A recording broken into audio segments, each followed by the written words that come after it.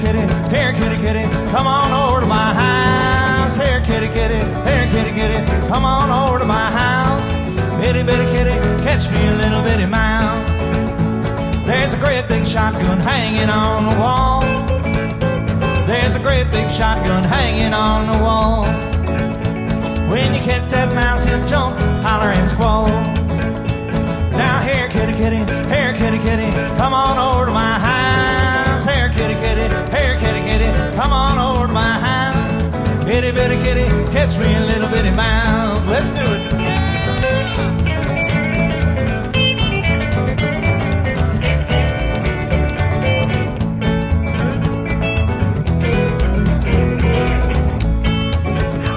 That old tomcat, he's done got too old. That old tomcat, he's done got too old. He can't catch a mouse, he's done got too slow. Now here kitty kitty, here kitty kitty, come on over to my house. Here kitty kitty, here kitty kitty, come on over to my house. Itty bitty kitty, catch me a little bitty mouse. Oh, send her down.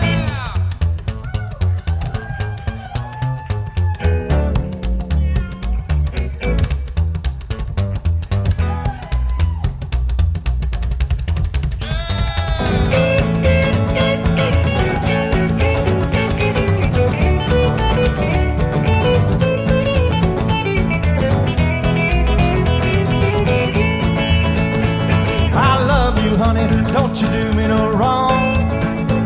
I love you, honey, don't you do me no wrong. You're gonna wake up and find your big cat gone. Last time, here kitty kitty, here kitty kitty, come on over to my house. Here kitty kitty, here kitty kitty, come on over to my house. Itty bitty kitty, catch me a little bitty mouse.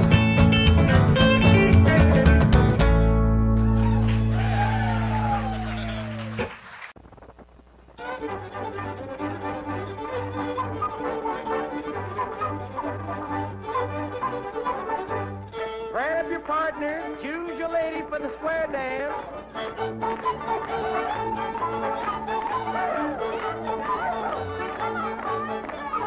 Grab a gal, away we go. Keep on the move and don't be slow.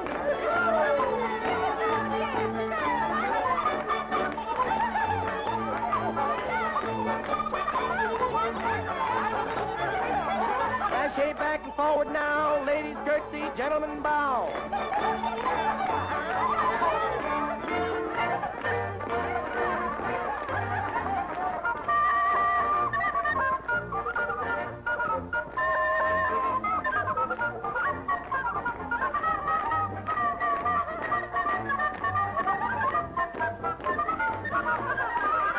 Hand me down my walking cane. Hand me down my walking cane. Oh, hand me down my walking cane. I'm gonna leave on the midnight train, and all my sins are taken away.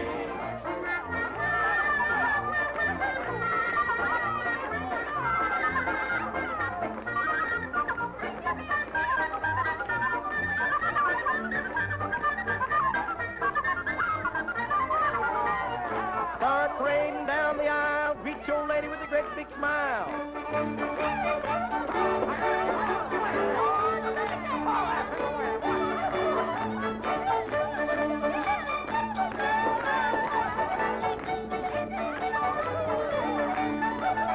Grab your partner, pat on the head. If she don't like biscuits, feed her cornbread.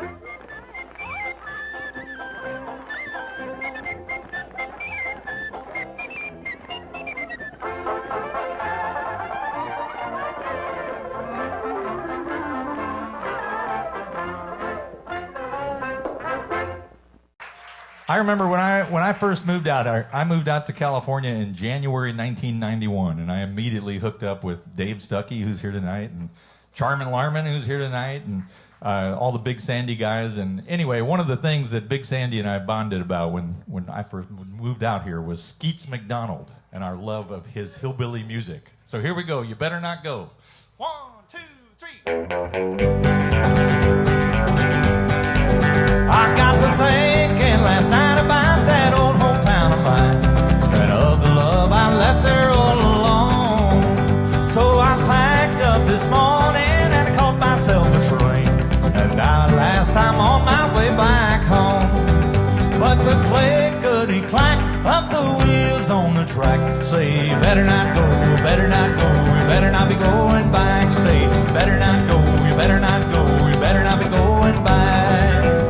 Now the train moves along and my nerves are nearly gone, but I know all the tears that I have caused. Is her love still as true, or has she found somebody new? Can I still claim her heart, or have I lost? But the clickety-clack of the wheels on the track say, you better not go, you better not go, you better not be going back. Say, better not go, you better not go, better not be going back.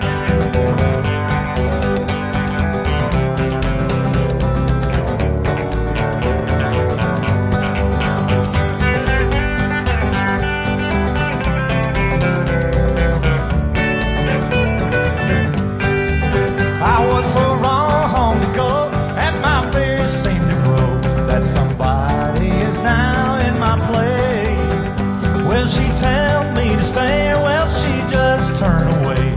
Will she kiss me or laugh right in my face? But the clickety-clack of the wheels on the track say, you better not go, better not go, you better not be going back. Say, better not go, better not go, better not be going back. Well, I broke every vow, and she may hate me now, for I've wronged this old world for so long. But I've just got to know if she still loves me so, and forgives me for doing so wrong. But the clickety-clack of the wheels on the track say, you better not go, you better not go, better not be going back. Say, better not go, you better not go, you better not be going back. Say, better not go, better not go, better not be going back. Say, better not go, better not go, better not be going back.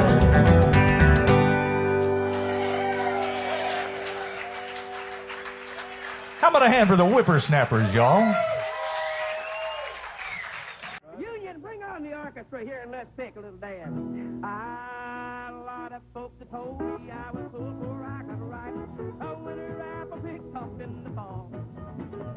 And even as a young and I was not the bashful type, 'cause I could yell a lad to stop them all. I'm little but I'm glad, I'm poor but I'm correct. I'm countryfied and I don't care who knows. I'm like a baby rooster in a big red rooster crowd. I'm puny and short and little, but I'm loud.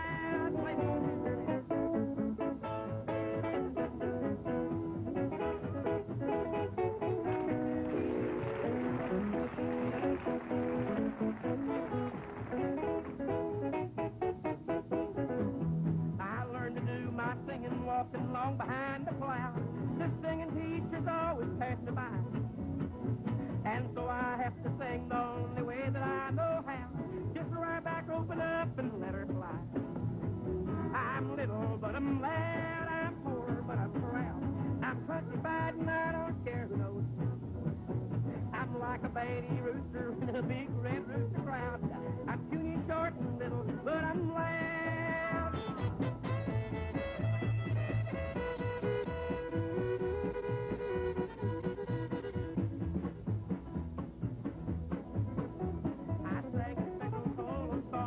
One Sunday morning, and I was plumb embarrassed to my skin.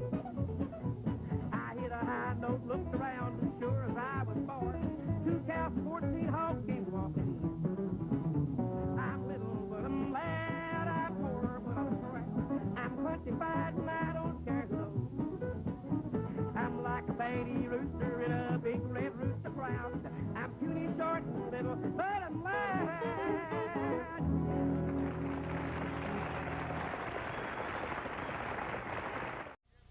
Yeah, I can't jump hardly as high, but I can stay up longer. He's a floater. Yeah. One of the finest, ladies and gentlemen, Mr. Bill Carlisle and the Carlisles. Get it.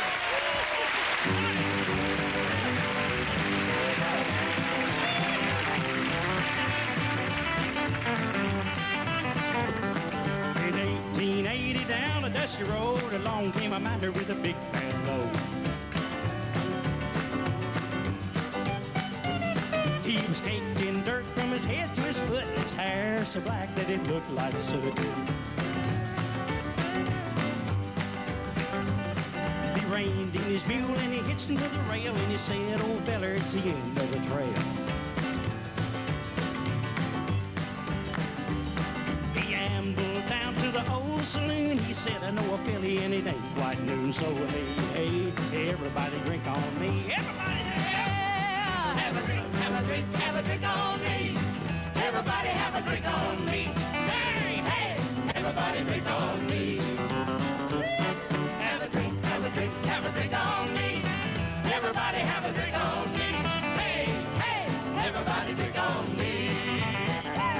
Well, just got a letter from down in Tennessee. It said my uncle died and left an oil well to me. So hey, hey, everybody drink on me. My uncle dug potatoes and he struck an oil well. I've been digging all my life and I nearly got it. Hey, Hey, hey, everybody drink on me. Yeah! have a drink, have a drink, have a drink on me. Everybody have a drink on me. Hey, hey, everybody drink on me. Have a drink, have a drink, have a drink on me. Everybody have a drink on me. Hey, hey, everybody drink on me.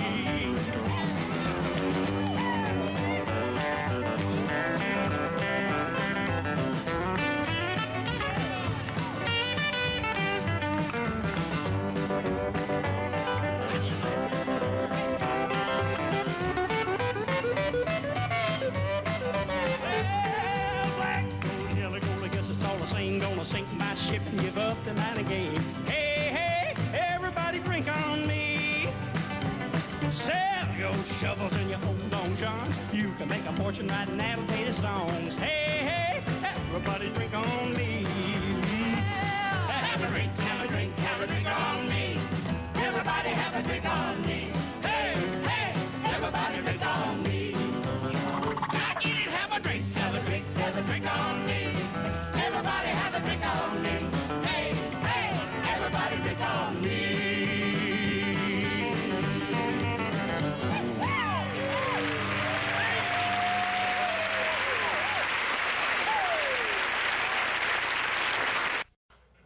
I'm a long gone daddy, daddy, daddy, I'm a long gone daddy. I'm a long gone daddy and I'm long gone for you. Rockabilly now.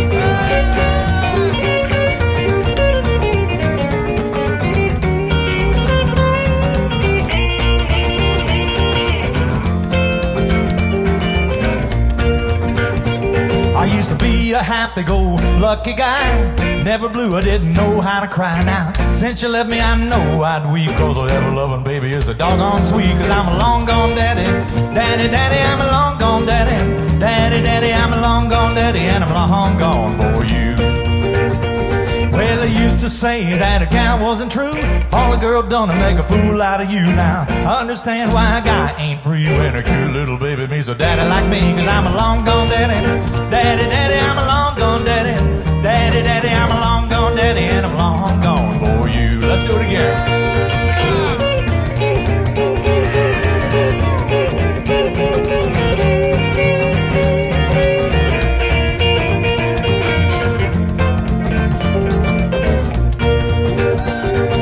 Took my hand and you held me tight, and then you loved me with all of your might. Well, I looked into your eyes to see, and you look like a real gone baby to me. 'Cause I'm a long gone daddy, daddy, daddy, I'm a long gone daddy. Daddy, daddy, I'm a long gone daddy, and I'm long gone for you. But now I used to say that a guy wasn't true. All a girl done to make a fool out of you. Well, since you left me, I know I'd weep, 'cause the ever-loving baby is a doggone sweet, 'cause I'm a long gone daddy. Daddy, daddy, I'm a long gone daddy. Daddy, daddy, I'm a long gone daddy, and I'm long gone for you.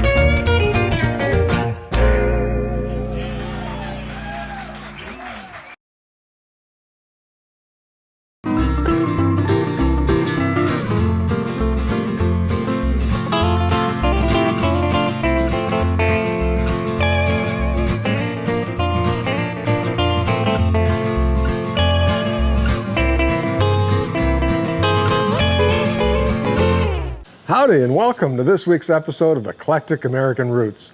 We call it Hillbilly Fever. It's a music category that has some of the deepest roots of all.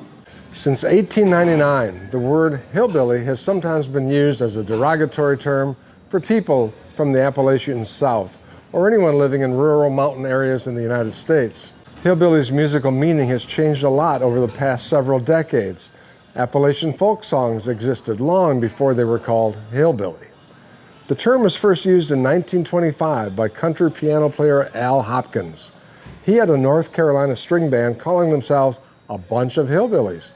So when RCA Victor first began recording mountain string music in Atlanta, their success led to the term hillbilly music being applied to all Appalachian string bands. The hillbilly category soon covered a wide variety of musical genres, including bluegrass, country western, and gospel. As the hillbilly recording industry took off, artists like the York Brothers titled one of their popular songs, Hillbilly Rose, and the Delmore Brothers followed with a song named Hillbilly Boogie. By the late 1940s, when radio stations started to use the label of hillbilly music, some artists were offended by the term, while legendary singer Hank Williams was dubbed the Hillbilly Shakespeare. The term hillbilly persisted until the 1950s, when Elvis Presley was known early in his career as the Hillbilly Cat. Over time, hillbilly became the generic label for what is today known as country music. Let's look at a song that Roy Acuff first made famous that helped launch hillbilly music in mid-century America. It's called Hillbilly Fever. Why, everybody expects some picking and singing. Well, that's what we're going to do for you here tonight. So we'll start off with a little bit of Hillbilly Fever. Take it away. Yeah! Hillbilly fever's going round. But old mountain music's got me down. It's got me robbing castles, throwing rice and skipping around. Hillbilly fever's going round. Hillbilly fever's going around. Good old mountain music's got me down. It's got me robbing castles, throwing rice and slipping around. Hillbilly fever's going around. Hillbilly stereotypes can be traced back to the Great Depression from the 1930s through the 1950s, when many Appalachians moved north to the industrial cities in search of better jobs. This migration became known as the Hillbilly Highway and brought these isolated communities into mainstream American culture along with their musical preferences. Early TV programs such as The Real McCoys, The Andy Griffith Show, and The Beverly Hillbillies portrayed the hillbilly as backward, but with enough wisdom to outwit those city folks.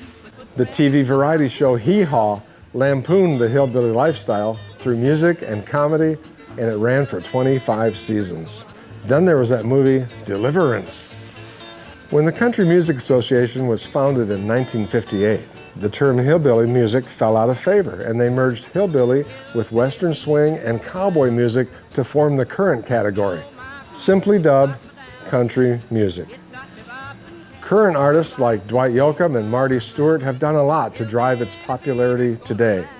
Another artist who has spent a lifetime enjoying and sharing his love of hillbilly music is today's host, music historian and singer, songwriter, and versatile roots musician, Deke Dickerson. Through his many recordings, his written words, and a variety of bands, he has done as much to promote hillbilly music as anyone in music.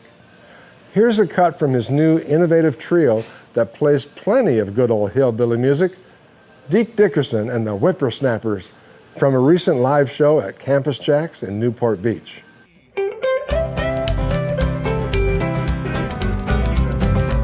Too hot to handle, I know it's no use.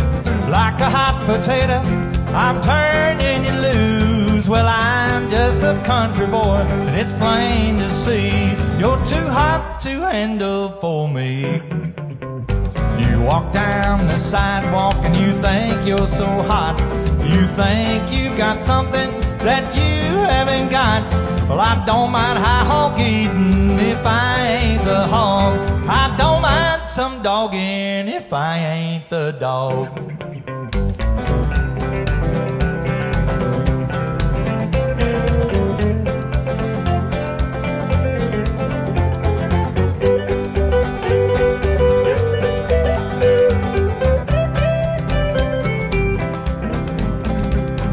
I'm drinking whiskey, you want champagne, then I ain't got the money, and then you complain. While I'm wearing blue jeans, you're wearing mink.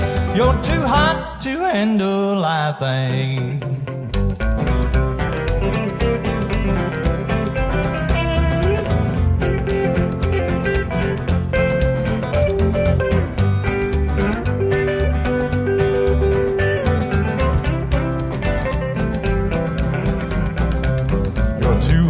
To handle, and you're too cold for love.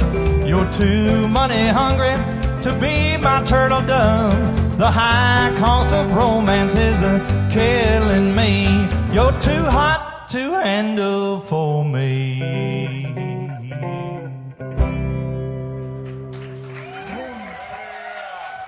Thank you guys very much. You're too kind. Ladies and gentlemen, here to guide you through the highs and the lows of hillbilly music and explain to you why hillbilly is so on-hip that it has become extra hip. Deke Dickerson. Thanks for the introduction, Christopher, and thank you for having me here on this special Hillbilly Fever edition of your Eclectic Roots Stellar Shows live online broadcast. Very, very happy to be here today. And we're going to talk about hillbilly music. Hillbilly music, for lack of a better term, in case you're just tuning in, it's kind of country western's inbred cousin. And it's fun, it's crazy, it's exciting, it is never dull, and that's why I like it. And I'm happy to say that I am joined today by a good friend and an esteemed historian of hillbilly music. You know him from playing bass with Marty Stewart and the Fabulous Superlatives. I've known him for a really long time, playing just about every instrument under the sun, better than everybody else around Nashville, Tennessee. But we are happy to be joined today by Professor Chris Scruggs. Hey, Deke, how's it going? It's going really well, and I'm so happy that you're here to join us on this Hillbilly Fever special program. I'd just like to point out, though, that hillbilly music is the inbred cousin of country music, but it's also a sibling. Well, there you go. So, and possibly its own the inbreeding win. Yeah. And romantic partner. So, Marty refers to you as the professor, and that is a very apt term because you are a very smart, well-researched fountainhead of information about country music. And so I wanted to bring you on this show basically for you to give us the professor's definition of what you think hillbilly music is in our genre. I'll just start out by saying I'm not really a professor. I just profess to be one. So to me, with hillbilly music, this is the thing is country music is a very big, all-encompassing term. And within country music, there are different subgenres. You've got bluegrass sort of fits under that umbrella. Western swing. Western swing music. There's some overlap with folk music and country music. There's people like Woody Guthrie who can be claimed by either style. With the term hillbilly music, and really the whole reason that they call it country music was because they got sick of it being called hillbilly music. That's right. In the early days, they just called it folk music, and then they got more specific, and then they had, there was Western music, and then, there was the, Bob Wills music and the, Gene Autry, Roy Rogers music, the Hollywood cowboy music. And the country music that was popular at the very beginning, for lack of a better term, is what we kind of call old time music. When we're thinking about the people who started this music, the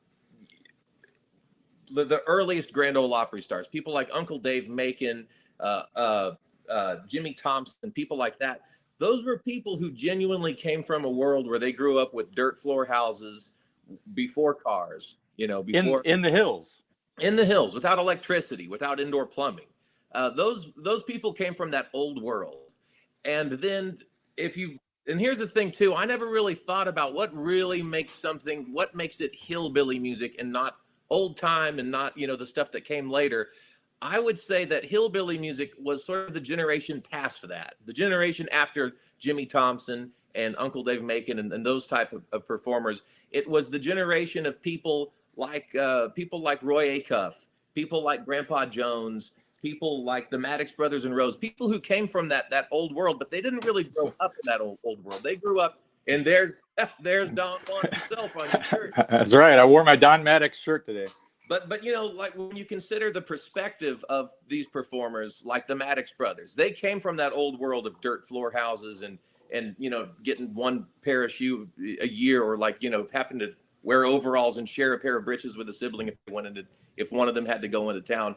But they grew out of that world. They had radio, they had access to outside perspectives, and they understood how the outside world viewed them, and they incorporated that sort of stereotype of outsiders, of city folks, and of people who thought that they were better than country folks.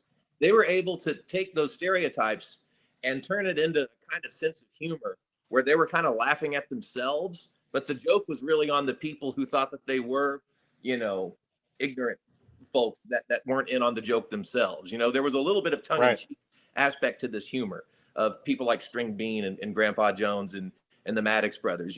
They were wise enough to understand how to turn the lens on themselves and turn it into almost a humorous take on who they were.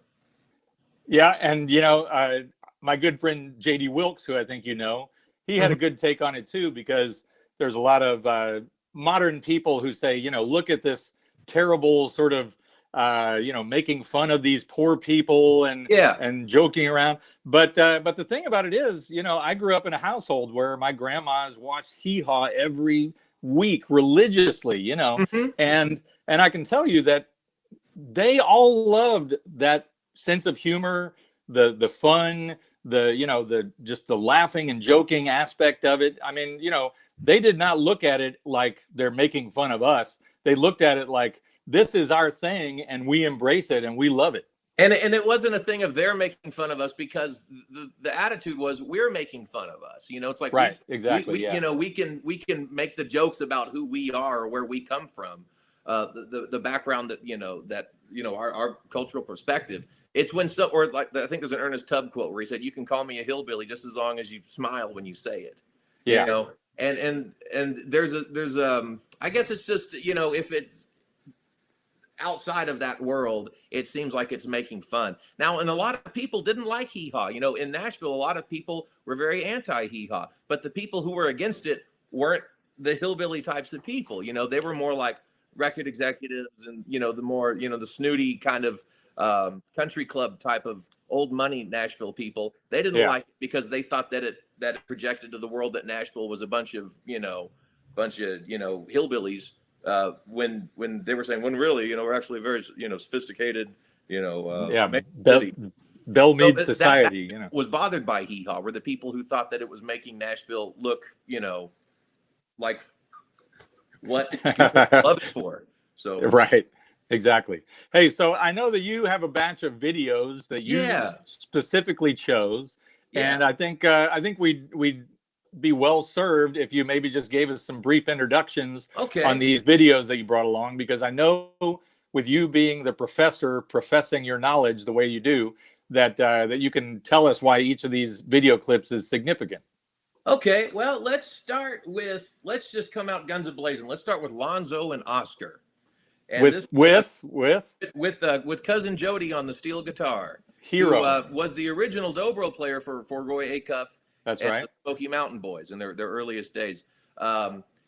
This is them doing, there's a hole in the bottom of the sea. One interesting thing I'll point out is that for time on the TV, they dropped some of the things on the thing in the bottom of the sea, and were able to still, you know, wrap their way through it as fast as they could at tempo and not miss a beat. So the musicianship and the talent of these people that so often get brushed aside as, oh, they just put on overalls and black out their teeth and it's a gimmick. Well, yeah, there is a gimmick. That gets people in the door. That gets people into the show, you know, but that doesn't keep people in their seats. You know, the talent and that magic quality is what, you know, keeps people's attention. You know, you can only get by on overalls and, you know, a corncob pipe for so long before you've got to actually do something, and they deliver.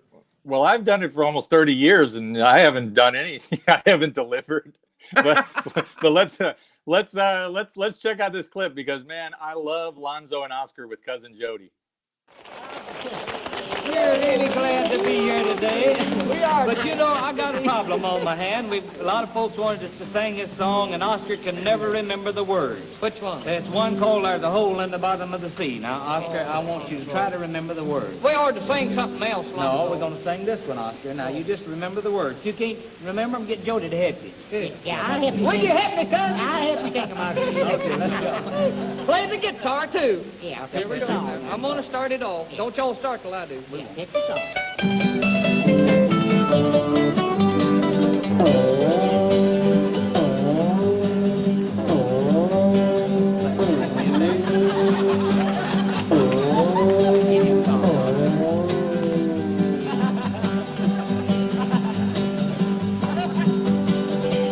There's a hole in the bottom of the sea. There's a hole in the bottom of the sea. There's a hole, there's a hole, there's a hole in the bottom of the sea. There's a log in the hole in the bottom of the sea. There's a log in the hole in the bottom of the sea. There's a hole, there's a hole, there's a hole in the bottom of the sea. Not this time, it's not on the log here. There's a knot on the log in the hole in the bottom of the sea. There's a knot on the log in the hole in the bottom of the sea. There's a hole, there's a hole, there's a hole in the bottom of the sea. He's the head of the thing. Ward on the frog here. There's a ward on the frog and a knot on the log in the hole in the bottom of the sea. There's a ward on the frog and a knot on the log in the hole in the bottom of the sea. There's a hole, there's a hole, there's a hole in the bottom of the sea.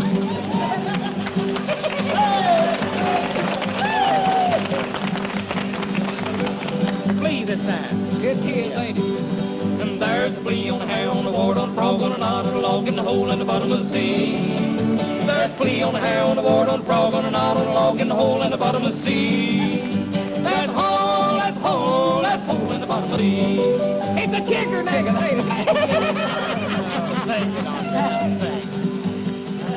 There's a chigger on a flea on a hound, a ward on the frog on a knot on the log in the hole in the bottom of the sea. There's a chigger on a flea on a hound, a ward on a frog on a knot on a log in the hole in the bottom of the sea.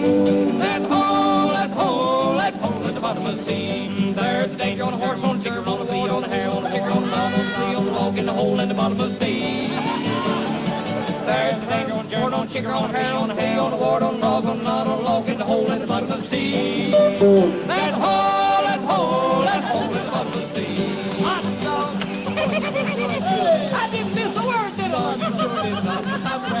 Me too. I bet I can sing faster than you can. I bet you can't do it. Speed up. Run off, please, Jody. Run off, please, Jody. Here we go. The third thing was there when she goes wheel down, water frozen on the low hole above the sea. Sound like a WPA worker going to dinner, don't it?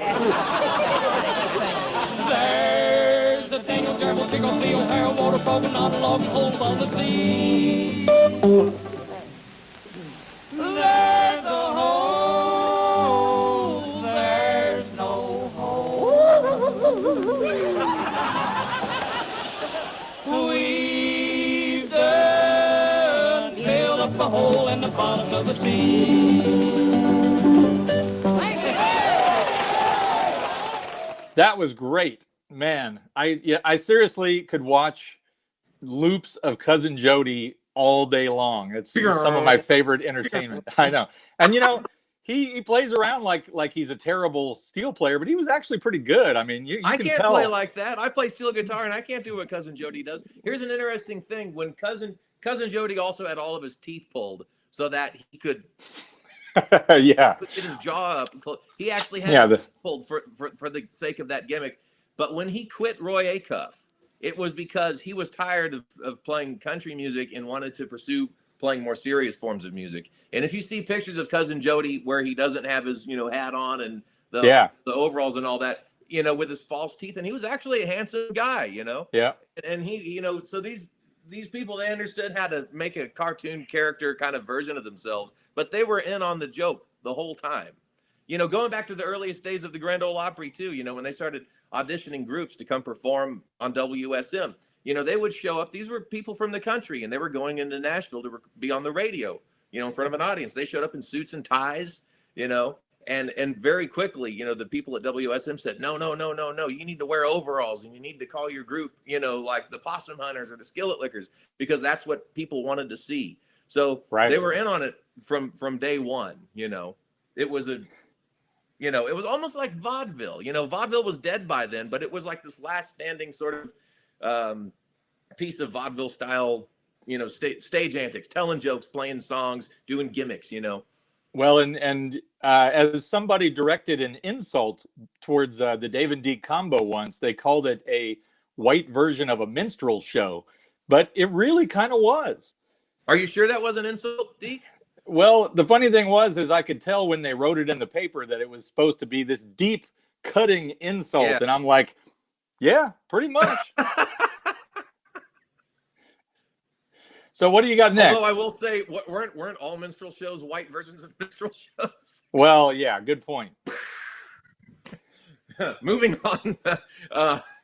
Speaking of people who dressed up and put on makeup when they performed, Grandpa Jones. Oh, I love this clip so Let's much. talk about somebody who started out his career as a young man and said, I'm gonna put on this fake mustache. I think it started as fake, and a bunch of makeup to look like I'm an old man when he was in his 20s, Yeah. And then he was able to just grow into that character by the hee-haw years, he had become that person.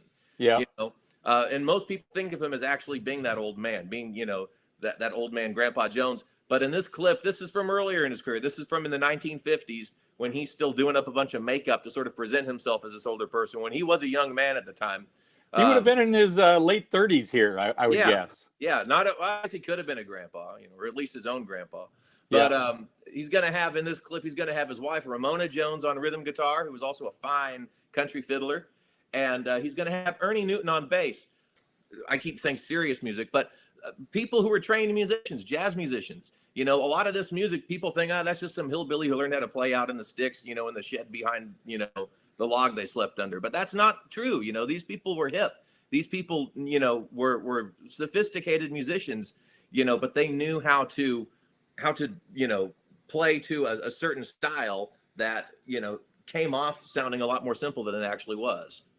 Well, and it should also be pointed out that, if you're talking about the time after World War II until rock and roll came around in the mid-50s, hillbilly and country music was the best paying music you could get into. So there was a lot of things where jazz guys who were starving and they got into playing country music because those were the best paying gigs. Bill, Sammy Pruitt, Hank Williams guitar player, he was one of those. His brother Jack Pruitt was another one.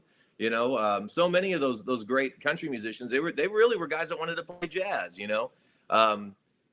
Or worth pointing out that country music in this area, the terms country and hillbilly were kind of interchangeable. They would use hillbilly as a term for honky tonk singers, or that's just because that's what people thought of it at the time. It wasn't until the late 50s that country and western became like the name of the chart for that style of music on Billboard. And a lot of the people fought hard to get away from that hillbilly term because they saw it as turning into something that, they were getting made fun of for. But in this era, before rock and roll happened, country musicians weren't ashamed to be hillbillies. And that's another thing we're pointing out. After rock and roll, everyone got cynical. Like, does this make us look bad? There's hay bales on stage. Should we be embarrassed by that? And before Elvis Presley happened in 56, they had no awareness of that. The whole term country and western was dreamed up by a record company guy, Steve Scholes, that worked for RCA Records, just to come up with a different way of marketing it because, they wanted something other than hillbillies. So it wasn't like people in the country called it country western music. Nobody did that until much later on. It was a record company guy who was just looking for a way to sell these records to a different audience. And even today in Nashville, we still use that term hillbilly music as sort of code word for like real country music. You know, if you've got your stuff, not to knock it or say anything bad about it, but, you know, like Taylor Swift or Faith Hill or Tim McGraw, it's like, well, that's that country stuff that, you know, pays the bills and keeps the lights on. But then when you talk about somebody say, oh, yeah, no, that's hillbilly music. You know, that, man, they're a good hillbilly guitar player, you know. Right. You use the term sort of as code word for somebody who really plays, you know, traditional country music. Right on. Well, so let's get to this Grandpa Jones clip. And finally, you picked "Are You From Dixie," right? That's right. Yeah. This has to be my favorite Grandpa Jones clip of all time because, man, he's like, I don't know, man, he's like the Ramones of hillbilly music. It's just like he just gets on it, and it's just like he never lets go. Never lets up. He never lets go. So let's watch the original punk rock hillbilly, Mr. Grandpa Jones. Are You From Dixie? Hello there, stranger. How do you do? There's something I'd like to say to you. Now don't be surprised. You recognize I'm no detective, but a good surmise that you from the place where I long to be. Your smiling face seems to say to me, you're from my homeland, sunny homeland. Now tell me, can it be that you from Dixie? I said from Dixie, where the fields of cotton beg to me. I'm glad to see you. Tell me how be you and the friends I'm longing to see. Are you from Alabama, Tennessee, or Maryland? Any place below the Mason-Dixon line? Are you from Dixie? I said from Dixie, 'cause I'm from Dixie too. Well, it was way back in '89. I crossed that old Mason-Dixon line. Now keep it up here, long to return to that old place that I left behind. Well, my home is way down in Alabama, on an old plantation near Birmingham. But there's one thing certain, I'm always flirting with those southbound trains that run to Dixie. I said to Dixie, where the fields of cotton beg to me. I'm glad to see you. Tell me how be you and the friends I'm longing to see. Are you from Alabama, Tennessee, or Maryland? Any place below the Mason-Dixon line? Are you from Dixie? I said from Dixie. Lord, I'm from Dixie.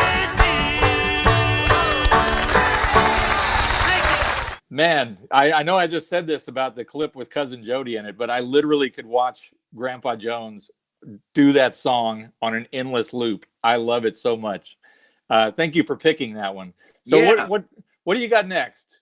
Next, I would like to, you know, kind of, you know, change scenes a little bit here. We've done a couple of sort of, you know, fun, lighthearted tunes, and a lot of what hillbilly music is, you know, it's music that has a humorous edge, and it's meant to make people happy, and it's people smiling on stage. But now I'd like to take one of the biggest names of this type of music. In fact, the man who was the king of country music. That was his undisputed title for his, you know, entire career. Roy Acuff. Roy Acuff is, I'd say, responsible for that transition from old time music to what came to be known as country music, or in that era, hillbilly music. You know, before Acuff came to the Opry, most of the music on the Grand Ole Opry was old time fiddle and banjo instrumental music. Acuff came to Nashville as a fiddler. He was not a very good fiddler. You know, he was not an exceptional. He had a great fiddler in his band, Howdy Forrester, later, but he was not a great fiddler. And he was so nervous the first week on the Opry, he said that he almost played with the bow behind the bridge most of the time, just squeaking. And he was worried that they weren't going to ask him back. So he had one more appearance the next week, and he had a song called The Great Speckled Bird. And he went up there and said, I'm not going to play fiddle tune. I'm going to sing a song, which at the time they weren't singing songs on the Opry. It was just fiddle and banjo, square dance kind of music. And so he played Great Speckled Bird and sang this song. And he sang this song from the heart, you know, from a very honest, sincere place. And they got more fan mail for that than any other artist who'd ever been on the Grand Ole Opry before. And then they asked him back, and then he became a member of the Grand Ole Opry, and then became the king of the Grand Ole Opry and the king of country music. And I picked this song to just spotlight the sort of solemn, serious side of this culture, of these people. You know, they could get on stage and they could laugh and cut up and make corny jokes, But at the end of the day, you know, these were real people, and these were people who came from a hard world. You know, these are people who grew up on farms. These are people who had seen death. They probably had siblings who didn't make it to adulthood. They had seen, you know, the harsh reality of life, and they had a very serious side to their heart. And they would usually express that in concert when they would take off their hats and gather around the microphone for a sacred song or a hymn or a song of inspiration and faith. And so this is from, I believe, 1956. NBC broadcast Grand Ole Opry show with Roy Acuff and the Smoky Mountain Boys off screen performing The Great Speckled Bird. What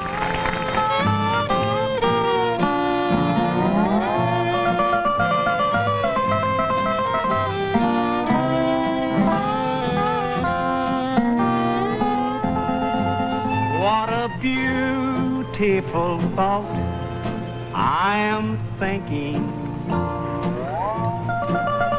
concerning a great speckled bird. Remember, her name is recorded on the pages of God's holy word, desiring to lower her standard. They watch every move that she made.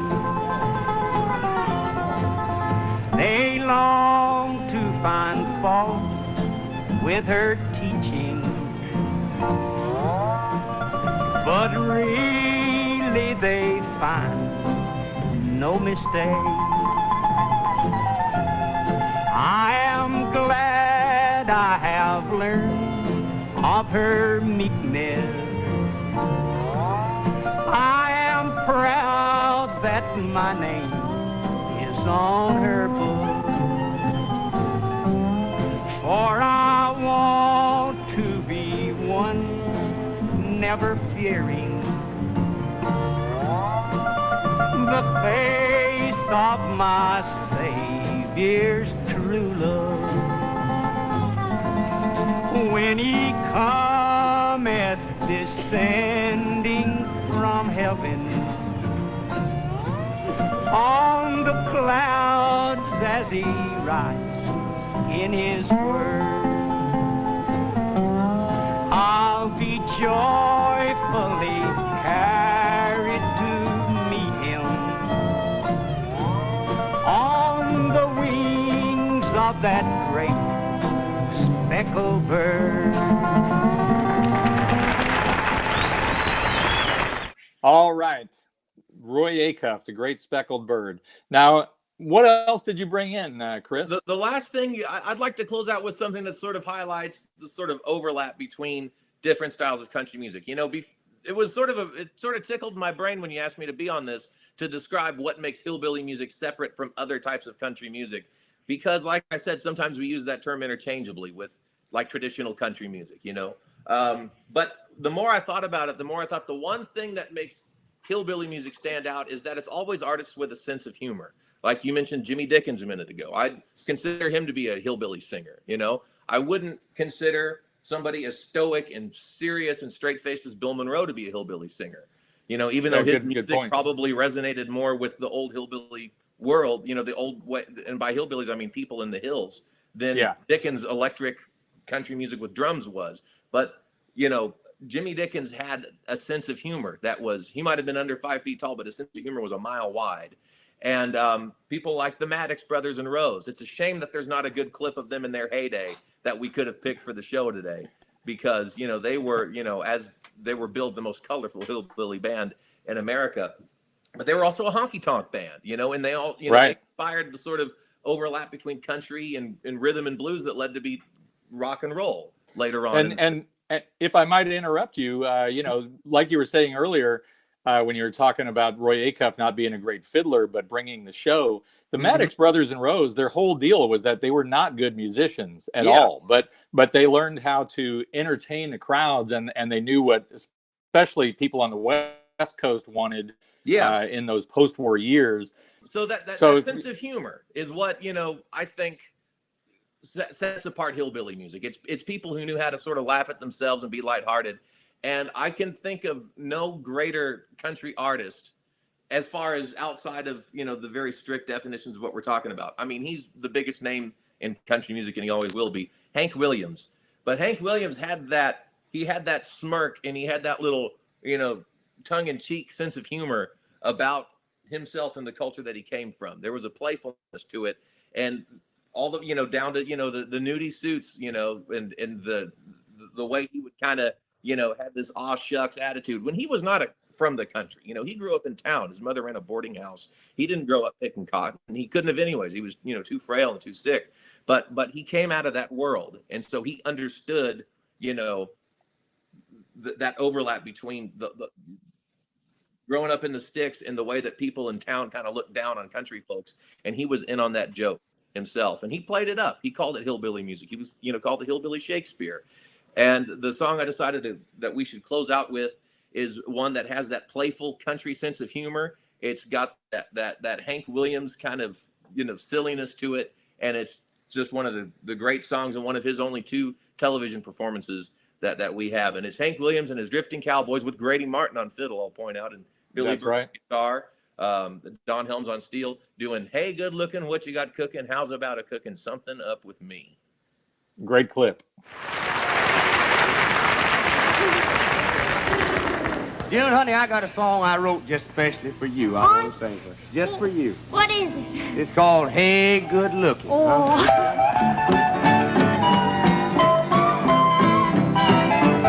Say, hey, good looking, what you got cooking? How's about cooking something up with me? Say, hey, sweet baby, don't you think maybe we could find us a brand new recipe? I got a hot rod Ford and a $2 bill, and I know a spot right over the hill. There's soda pop and the dancing's free. So if you want to have fun, come along with me. Say, hey, good looking, what you got cooking? How's about cooking something up with me?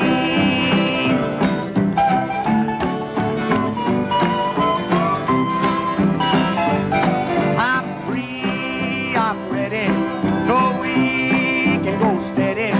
So how's about saving all your time from me? Ain't no more looking, I know I've been cooking. So how's about keeping steady company? I'm gonna jump my date book over the fence and buy me one for 5 or 10 cents. I'll keep it till it's covered with age, 'cause I'm writing your name down on every page. Say, hey, good looking, what you got cooking? How's about cooking something up with me? All right, man. That is so good. I could watch. I'll say this about all your clips. I could watch them all day long because they're so good. You probably do. Well, all right, busted. This is all we, let's be honest, this is all we do all day long. The reason why we brought you on this show is because you're the professor. You have all this kind of arranged very neatly in your mind, but you're the professor, and we're very happy that you came on this show. And do you have any closing thoughts about, hillbilly music, like its lasting legacy? Who's doing it today? I'll say this much. Yeah. Marty Stewart and the Fabulous Superlatives, and some of your offshoot things like the Tennessee Mafia Jug Band, Leroy Troy, the way you guys backed up people like Don Maddox. And I mean, you guys have done more to keep hillbilly music going than anybody else.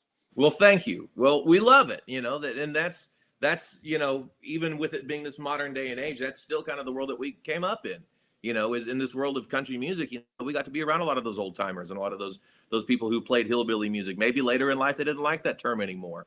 But when you look back at it, you look at the music that was called hillbilly music, and you look at the music now that doesn't like to be called hillbilly music.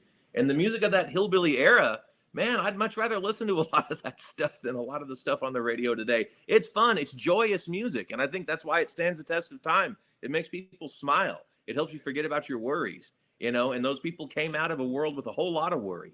and a whole lot of pain, you know, but they found a way to smile and make other people smile too. And I think that's why it speaks today. And that's why it's going to speak in the future, is because it's music that makes people happy. It doesn't take itself too seriously, but there's no laughing matter about it. Well, and you know, on that note, I see a lot of young kids get turned on by it because unlike, you know, the stuff that's on the charts or whatever that is created on a computer and edited to be absolutely perfect, these hillbilly guys, they just grab a guitar, grab a bass, grab a banjo, whatever, and they just go for it. There's tons of mistakes. It doesn't really matter because what's really important is the feeling, the show, the energy. I think that there's a rebellion too against cool culture. I think hillbilly music kind of died after rock and roll came in the late 50s, and everybody wanted to be cool. Nobody wanted to be laughed at. Everyone wanted to be serious on stage. And now I think that you've got a few generations of younger people whose parents were rock and roll people. You know, their parents can say, yeah, man, I saw the Stones in, you know, 72, or I saw the Beatles in 64. You know, I saw, you know, Jimi Hendrix X amount of times. And, you know, there's this inert thing where you want to rebel against the previous generation. And when the older people are so cool and we're a part of cool culture, I think young people kind of want to say, you know what? I want to embrace something that's completely void of any cool factor or sex appeal. I want to listen to Alonzo and Oscar 78. You know? Well, because it makes people who want to be cool uncomfortable. And I will say that, you know, my parents were from Floyd County, Virginia. They were real hillbillies, but they left there. They went to Missouri. My mom became a college professor. And I'm not a young person, but I will share my story that when I was 16, 17 years old, I was in my room and I was playing a Homer and Jethro record on my little portable record player. And my mom barged in the door and she goes, "What are you listening to?" And I said, "Homer and Jethro." And she had this totally crestfallen look on her face. And she goes, "That's why we moved out of the mountains, was to get away from Homer and Jethro." I'm like, "Sorry, Mom, I like it." And here I am. I still like it. It may be silly, but ain't it fun? Exactly. Well, thanks so much for being here on our Hillbilly Fever broadcast today, Thanks Chris. and you got it. And I know that everything is weird and shut down, but you're doing a ton of Facebook Live events. I know that I've tuned into several of those, and you're working a bunch in the studio with people. I've been doing a lot of session work. Yeah, I did a record for a guy last month where I played every instrument on it and just, you know, emailed it to him, and I've been doing a lot of that. I've been getting to teach steel guitar lessons, which I've always wanted to do and never had the time for. I just honestly did not have the time for it. And now I do. So I've been able to, you know, because I play in the old style without pedals, and I've been able to sort of, you know, spread some of that information and help keep that tradition alive. So yeah, I've been finding ways to keep busy this year, and it was a little stressful at first, but I feel like I've settled into a groove now.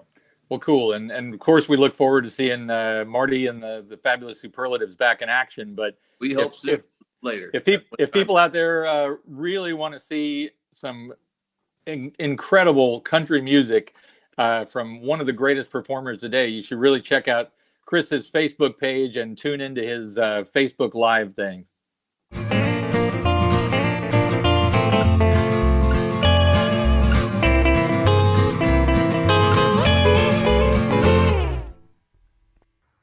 Howdy, hillbilly music lovers. What a beautiful day. There's a whole new world happening right now, and we're all pretty excited about that. I'm broadcasting today from the old boot room in my hillbilly ranch. I want to let you all know that Deke, Dickerson, and Big Sandy and all of our guests really excel at what they do. There's so much talent on these shows, viewers from all over the world.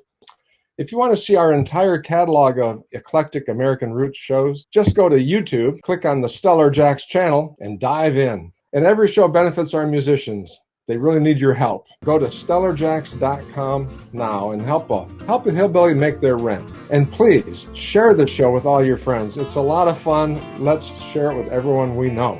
Now, let's get back to Hillbilly Fever. All right, my next guest here is no stranger here to the Eclectic American Roots series. You've seen him a million times. And I have known this guy for a really long time.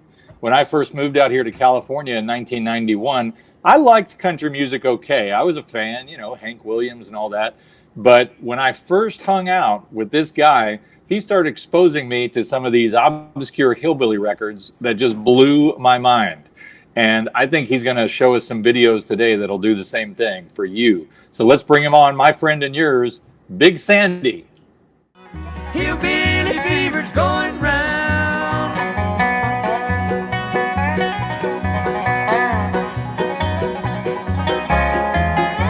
Hey, Big, hello and howdy. On a beautiful Sunday afternoon, Big Sandy here. I hope you're ready to have a good time. I am. Like you heard at the top of the show, Hillbilly Fever is going around. It's going to go around again right now, this time by a Tennessee boy named Kenny Roberts, appearing here on the Old American Barn Dance out of Chicago, along with a certain Mr. David Aikman, also known as String Bean. We love you, String. Hillbilly Fever. Here we go with a little number I recorded some time back called Hillbilly Fever. When you walk up to a jukebox and you slip your nickel in, you can bet your bottom dollar when the record starts to spin, you'll hear a fiddle and a guitar with a honky-tonky sound. It's a hillbilly fever that's spreading all around. Hillbilly fever's going round. Good old mountain music's got me down. Oh, I've been robbing castles, throwing rice and slipping around. Hillbilly fever's going around. Here's a special verse for you, Sandy. When the love bug buzzes round you and you don't know you've been stung, then you go and see a doctor and he says poke out your tongue. But when he looks into that canyon, tells you, brother, I've got news. You're the victim of sweet daddy, you've got the lovesick blues. Oh, hillbilly fever's going round. Good old mountain music's got me down. I spent a Sunday down in Tennessee and here's what I found. Hillbilly fever's going around.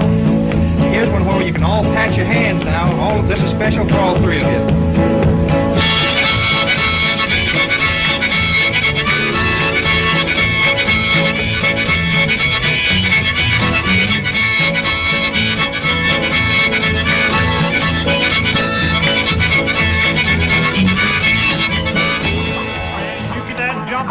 And you don't know what is wrong. Don't you worry about it, brother. There's a brand new mountain song. I'll be holding country rocking with that big apple tree. Get that hillbilly hold down and shake your feet.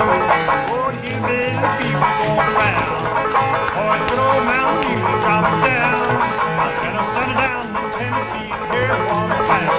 Hillbilly fever going around.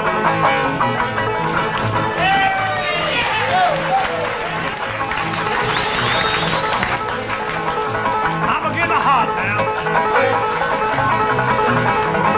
All I feel so unnecessary. Oh, the hillbilly fever going around. Oh, it's good old mountain music dropping down. I stopped in Chattanooga to get a shine and I heard this sound.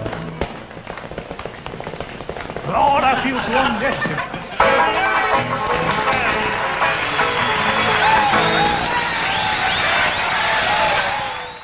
All right, we'll go right into the hillbilly number. Well, I'm feeling kind of crazy, feeling kind of wild. Gonna see my baby, she's my honey child. Skinny as a beanpole and ugly as can be.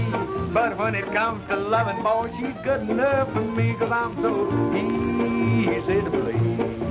Yeah, I'm easy to please. Just give me a gal on my knee, and I'm so easy to please.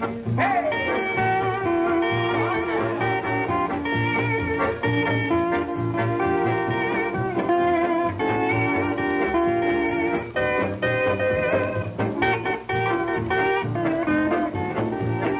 Every time I kiss her, my poor heart goes bump. Let me tell you, mister, she can make it jump. Now her hair is kind of brittle and her nose is out of place, but she ain't so bad to look at if you can't see her face, 'cause I'm so easy to please. Yeah, I'm easy to please. Give me a girl on my knee, 'cause I'm so easy to please. All right, yes, sir. How about that? A true American original, Jimmy Dean. That Jimmy Dean, yeah, the sausage guy. He started out in the country western hillbilly field, ended up becoming sort of a pop icon, and he helped out so many other hillbilly and country western artists along the way. Jimmy Dean. And now, how about one of my favorites, Marvin Rainwater, native of Wichita, Kansas, a guy who he carved out a Native American persona for himself. Along the way, he recorded some fantastic hillbilly country and wacky rockabilly. This song, He's Gotta Go Get His Baby. Here is Marvin Rainwater. Well, when I woke up this fine bright morning, it didn't look right to me. It seemed like something was awful wrong, and I wondered what it could do. I've been thinking about it all day long, trying to figure out what was wrong. Well, the answer just now comes to me, my darling baby's gone. Oh, I gotta go get my baby, wherever she may be. I gotta go get my baby and bring her home with me. I hate to leave your company, it's jolly as can be, but I gotta go get my baby and bring her home with me. Well, I guess I took that gal of mine for granted too darn long. She must have got tired of waiting around and thought she didn't belong. But Lord knows I love that gal more than I've ever shown. I'm gonna bring my little baby back and place her on my throne. Oh, I gotta go get my baby, wherever she may be. I gotta go get my baby and bring her home with me. If I have to swim the ocean, well, look out, Mr. Sea, 'cause I'm gonna go get my baby and bring her home with me. I gotta go get my baby, wherever she may be. I gotta go get my baby and bring her home with me. I hate to leave your company, it's jolly as can be, but I gotta go get that young one and bring her home with me. I gotta go get my baby and bring her home with me.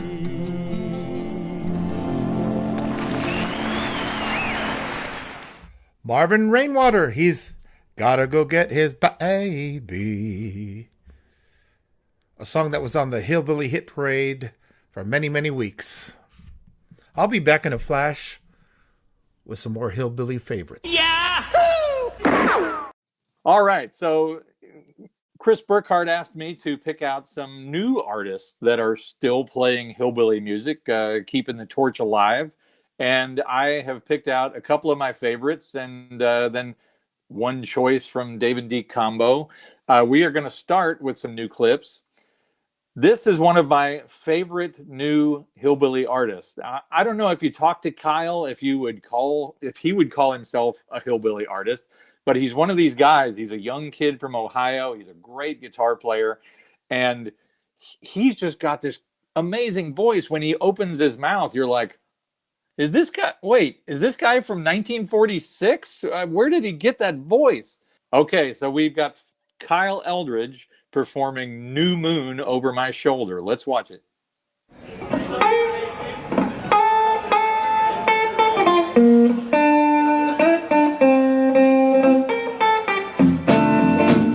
There's a new moon over my shoulder and an old love in my heart. I remember now that I'm older what you told me the day we had the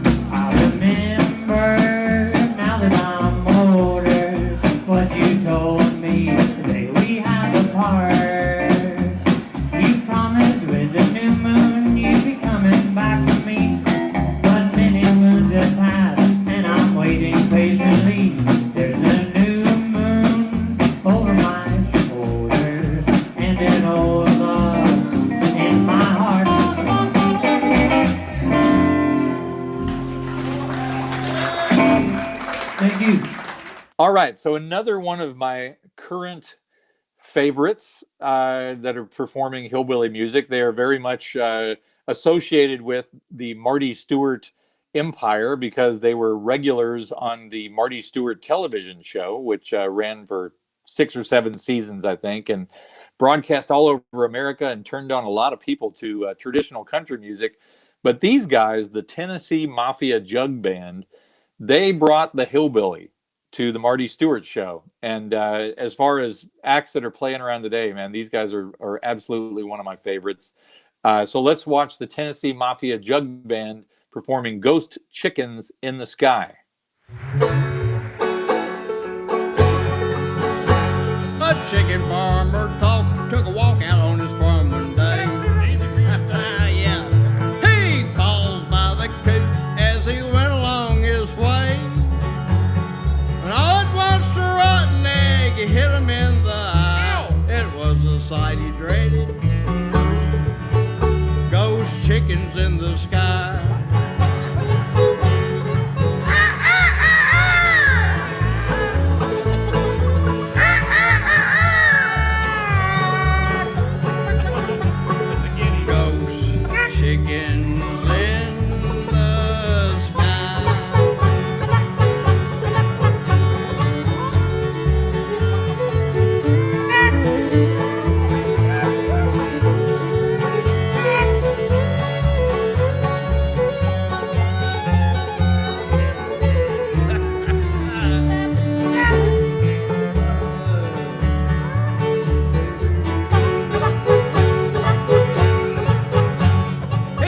Chicken farmer since he was 34,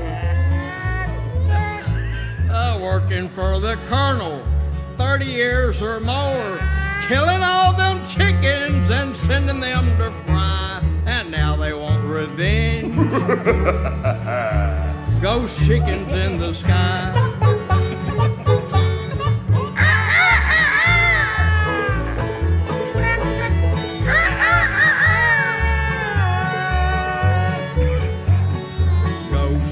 Chickens in the sky.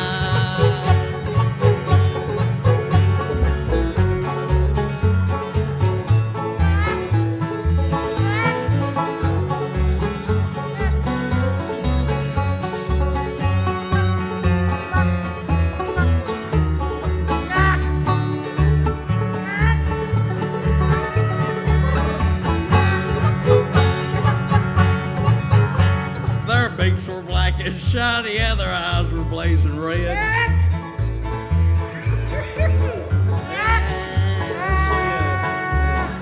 Their beaks were black and shiny, and their eyes were blazing red. They didn't have no feathers. These chickens all were dead. They picked that farmer up, and he died by the claw. They cooked them extra crispy, and they ate them with coleslaw.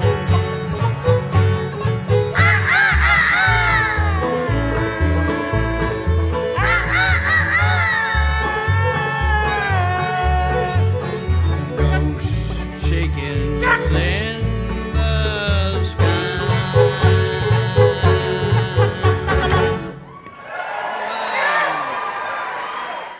Gonna do a little bit of nepotism here. We're gonna bring in a clip that I'm in. This is a band that myself and Dave Stuckey formed back in the early 1990s, and we're still around today.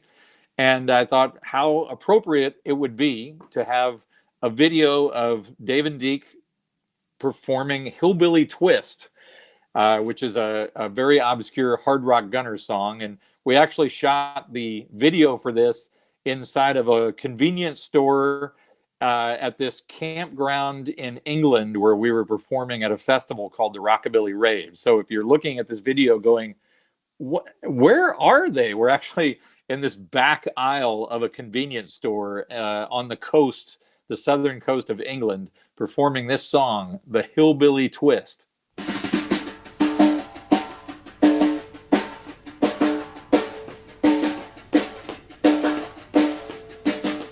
One, two, 1, 2, 3, 4.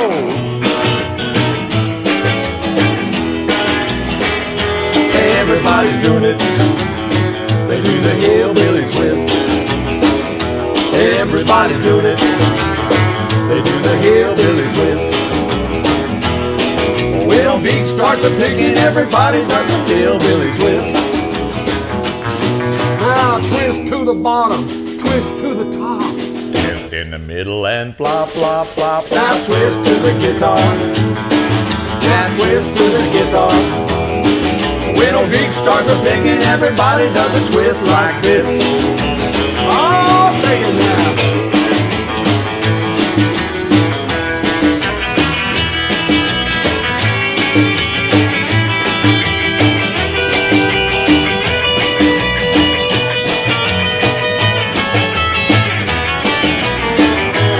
Everybody's doing it. They do the hillbilly twist. Everybody's doing it. They do the hillbilly twist. When everybody starts to even, everybody does the hillbilly twist. Now twist to the left, twist to the right. Keep on deck and get there, we can twist all night. Now twist to the even. Now twist to the even. When everybody starts to even, everybody does a twist like this. All right, look out, look out. He's got it, he's got it. 1, 2, 3, 4.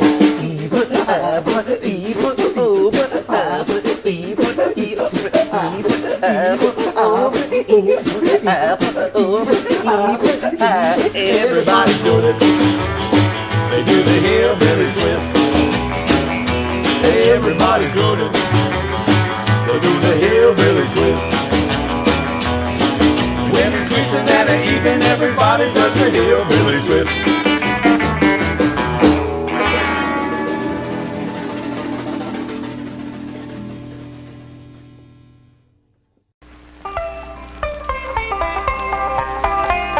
Boys and girls, on our pro football team, we train on hillbilly bread.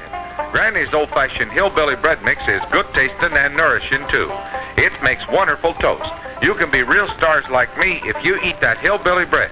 Hillbilly bread gives me the energy to make it on that old football field every weekend. What position do you play? I'm a water boy. And I'm back. Now let's start out round two of my hillbilly video picks with a couple of clips from the fantastic Salty and Matty. Now Salty was Salty Holmes. He's the fellow of the group. Started out in the 30s with the Kentucky Ramblers. Also worked as an actor in Western pictures. Well, his partner, Matty, was actually Gene Chappelle, recorded for Sun Records. Welcome to the club. You know the song. Do you know these songs? Here's Salty and Matty. Now mama don't allow no music played around here. Now mama don't allow no music played around here. No, we don't care what mama allow, we're gonna play our music anyhow. Now mama don't allow no music played around here. Now mama don't allow no fiddle played around here. Now mama don't allow no fiddle played around here. But she don't care what mama allows, she gonna play that fiddle anyhow. Now mama don't allow no fiddle played around here.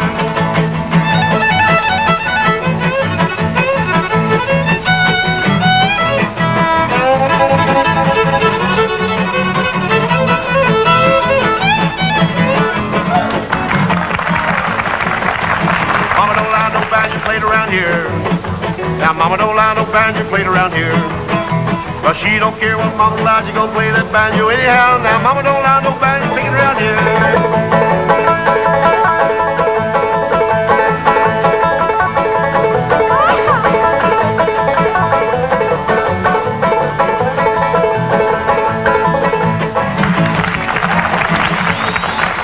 Now mama don't allow no yodeling done around here. Now mama don't allow no yodeling down around here. But she don't care what mama allows, she's gonna yodel anyhow. Now mama don't allow no yodeling down around here.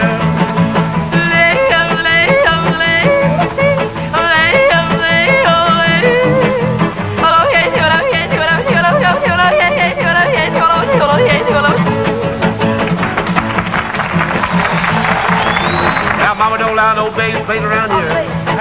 Now mama don't allow no bass played around here. But she don't care what Mama allows, she gonna play that bass anyhow. Now Mama don't allow no bass played around here.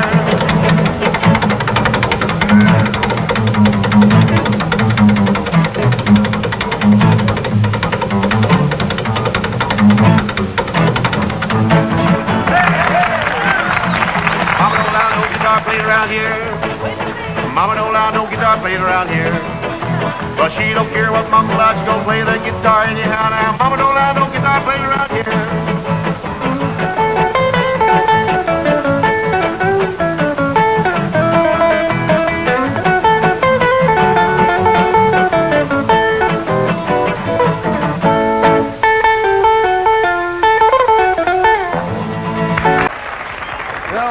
A little song here I kind of wrote up special for the kids. Around Halloween night, it'd be a good time to do this number. It's called The Ghost Song.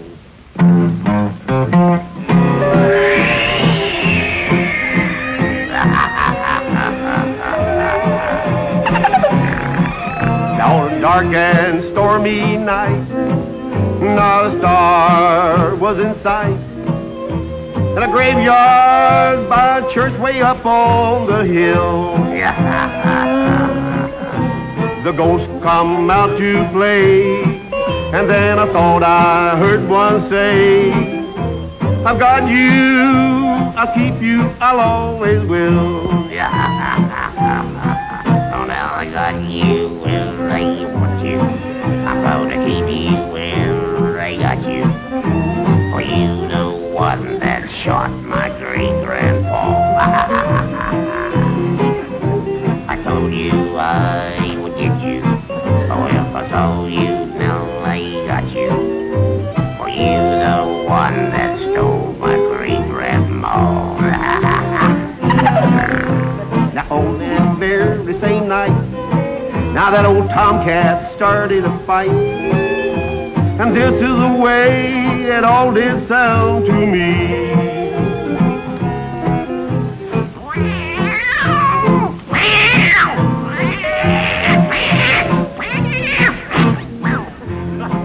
Now, you know, I couldn't stand there. I didn't like them cats, you should know that. Didn't like them ghosts either, so I looked down at my feet. I said, Pete, now come on, do your duty, carry me home. But that old ghost looked up to me and said, oh, now I got you where I want you. I'm gonna keep you where I got you. For you the one that shot my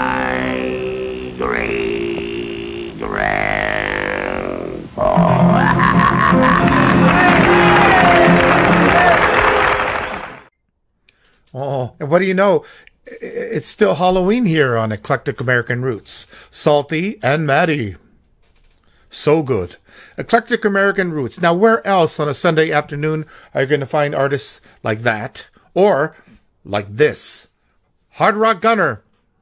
How about a little bit of a few new girls to help me out on? Would y'all be glad to hope a little dab? All right. One here called The Night Train to Memphis.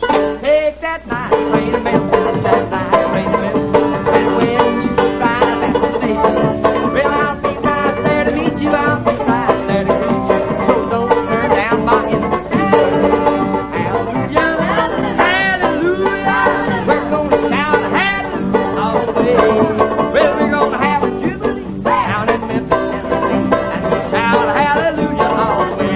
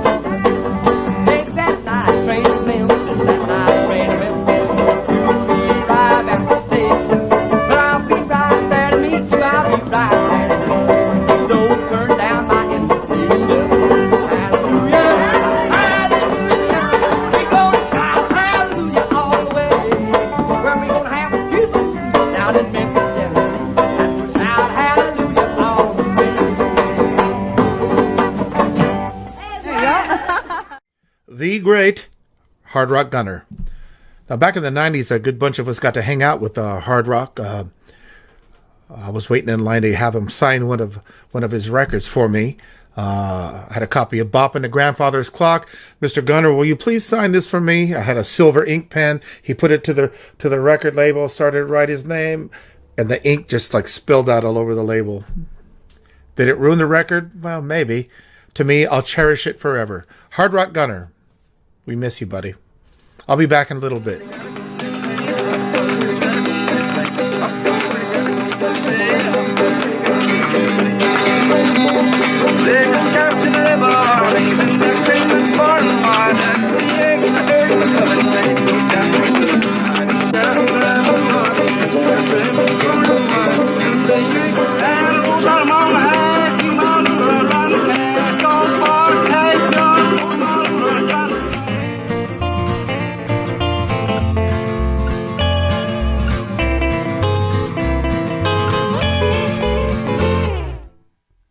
Over here at StellarJAX, we are creating great roots music programs. We call them Eclectic American Roots. We're so happy that you're part of this. It's really sweeping the nation, just like Hillbilly Fever. And every show we do benefits our musicians who really need your help. And if you don't donate right now, we're going to send Deke and the Whippersnappers to your house personally to make sure you do. So go to StellarJAX.com right now and make a donation. Next up, Dave Stuckey. All right, my next guest here today, I'm very, very happy to have this guy on the show. He's no stranger to this series of shows. My sometime musical partner, longtime associate, Pappy Dave Stuckey. Howdy. Glad to have you on. I couldn't imagine having a special hillbilly version of the show that I hosted without asking you to be a part of it. And I appreciate that when the word hillbilly comes up, as with me, when your name comes up, when my name comes up, as long as it's associated with hillbilly, then I'm good. Exactly. And, we're both transplants out here on the West Coast, and we have been waving this hillbilly flag for a long time. I mean, the Dave and Deke combo, our hillbilly band, started in 1991. We still perform occasionally, and that's a long time to be waving a hillbilly flag in Southern California. And, for a while, we were getting a lot of blank stares. Oh, man. And you know what? It was not until Big Sandy added a steel guitar did people start to see a little bit accept that, the countryside, the side of rockabilly that we were trying to go for. It was a little bit of a haul for a while there. Well, and our previous guest, Chris Scruggs, he was talking about part of the appeal of hillbilly music to some people is that it doesn't have a cool factor, like he was talking about in the rock and roll late 50s era, then all of a sudden everything had to be cool. And there's just something sort of freeing and joyous about being completely uncool and wearing overalls and playing hillbilly music. And, I think with that over the years, we finally brought them around. When we do our Dave and Deke Hillbilly Fest in Vegas, we get people dressing up in hillbilly outfits like they're going to a Gallagher show and bringing watermelons or whatever. They finally caught on. I think they like it. Yeah, I really think they have, because I think a lot of people have a secret history of being a kid, especially if you're of a certain age, of being a kid and maybe watching the Beverly Hillbillies or watching Hee Haw, and you never talk about it because people will make fun of you. But then to see a kind of an event like that sort of celebrates the fun of all that, people, they love it in that theater, man. You can hear them laughing from the stage. You can hear them. And the dressing up. You're right. I think there's a lot of people that have a little bit of that, especially if you're from the Midwest or the South, and you got that in your DNA, and you just want to see somebody having fun with it. Absolutely, and especially in troubled times or whatever, it's just a great sort of no-brainer kind of entertainment, and I think that's sort of why we latched onto it way back when. I think so, and I'm glad we did stick with it, because I remember times we would talk about it like, wow, that was too corny or whatever with people. We got cornier as the years went on, for sure. But even back then we thought, man, these Hepcats are not here for this. So, we brought Chris Scruggs on, and he had some great videos that we showed. And I believe that you have a list of great videos that you have brought along. And as you used to say, no repeats. So why don't you sort of give us an introduction on this first video that you brought here? Well, this first video kind of encapsulates the whole thing. I mean, it gets it off with a bang. This is from the Roy Acuff's Open House TV show from the 50s. And, if anybody knows about Roy Acuff, we all kind of associate him with like the almost sacred side of country music, A Great Speckled Bird and The Wreck on the Highway. And, when he started, he had a real hillbilly, straight on hillbilly band. Most of those guys stayed with him as his music changed, but he started with like a very fun, not so buttoned up version of country music. So this one's got everything in it because it's the show ensemble, and everybody's just hollering and having a good time, including Roy, who's playing like a tambourine and a castanet. It's fantastic, and it's that old standard that goes back to the blues, "Mama Don't Allow." Oh, I love this clip. So let's watch that now. Roy Acuff and the Smoky Mountain Boys, "Mama Don't Allow." All right, Robert Lund won't let me alone until he gets to play the war sport and sings one. He says, "Mama don't allow." I don't know what music in here, I believe. You'll never tune it that way.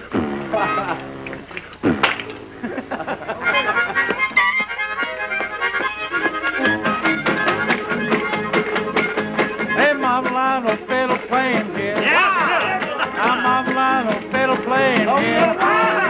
Now we don't care what Mama Lionel play fiddle anyhow. Mama Lionel fiddle playing in here. Turn that play loose. Go, Howard.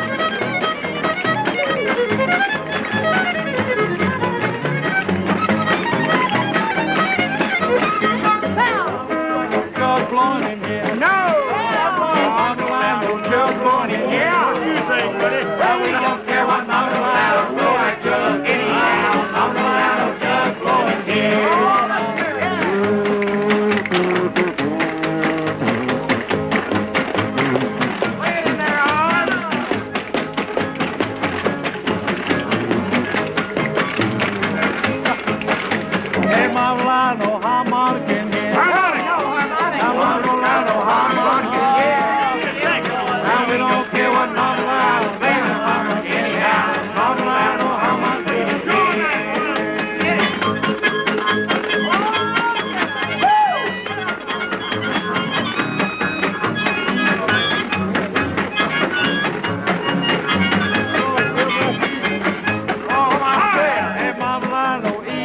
What do you mean? What's that?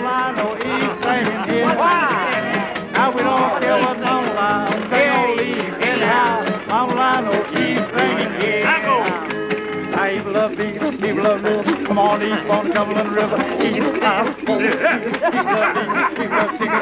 Come back, he's mighty picking. East house.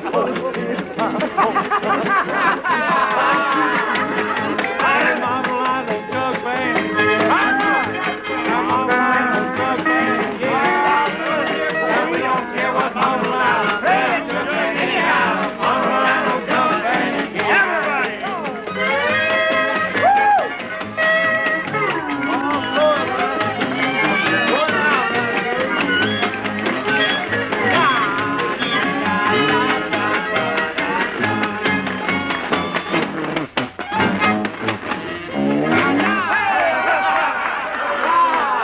Oh, man. I cannot get enough of those clips from that Roy Acuff show. They're so great. So great. And they're all having such a good time. And I know. And that kind of sort of, to me, encapsulates the whole like feeling of one of those get-togethers. It's not a folk sing-along. It is a more roughhouse version of it. People are hollering and eating and whatever. And I don't know. That to me is a nutshell clip right there. Yeah. Well, so I know that one thing I wanted to ask you about, you're sort of like Chris Scruggs, the professor, in that when I first met you, you had this incredible video vault. I mean, this is back in the VHS days. You had stuff that nobody else had ever seen. I was blown away by all this stuff that you had amassed. And of course, now that we're in the YouTube era, so much of that stuff is right at your fingertips. But you have a very deep knowledge of a lot of super obscure film clips and things like that. So I'm guessing that probably your next video you're going to bring along is something out of the deep dive of the Stuckey Vault, huh? And, this is back in the days where you couldn't see Plan 9 from outer space. It just didn't exist. Anyway, so I just started taping stuff, and you guys all remember Night Flight on the USA Network, which would show shorts and weird ephemera. And I just started taping until I've still got all these ridiculous tapes, and I don't know what I'm going to do with them. Hundreds and hundreds and hundreds of videotapes. And easily 3/4 of the stuff can be found on YouTube now. One of these that I just recently found not that long ago was a color series. It's kind of like a short subject, but it's got, I think, maybe 4 songs in it.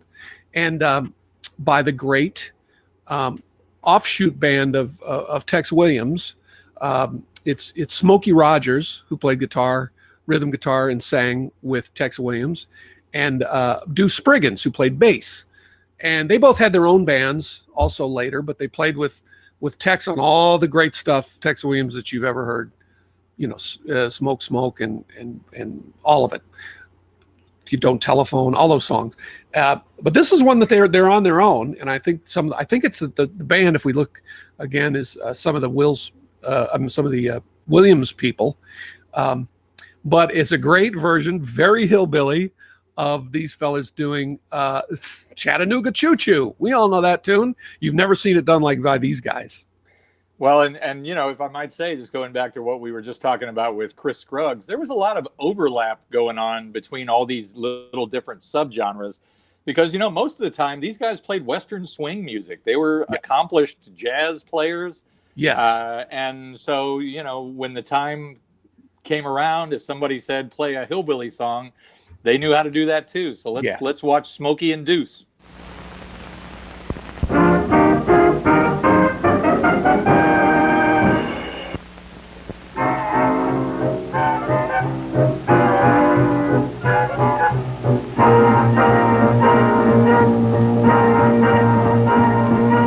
Pardon me, boys, that Chattanooga choo-choo. Track 29, so you can give me a shine.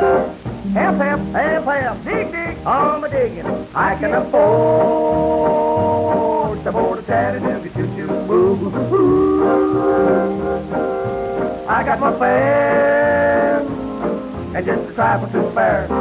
Help, help, help, help, still a digging. Me too. You leave the Pennsylvania station about 3:45. I read the magazine and then you're in Baltimore. A dinner in the diner, nothing could be finer than to have your eggs in Carolina. When you hear the choo-choo blowing 8 to the bar, then you know that Tennessee is not very far.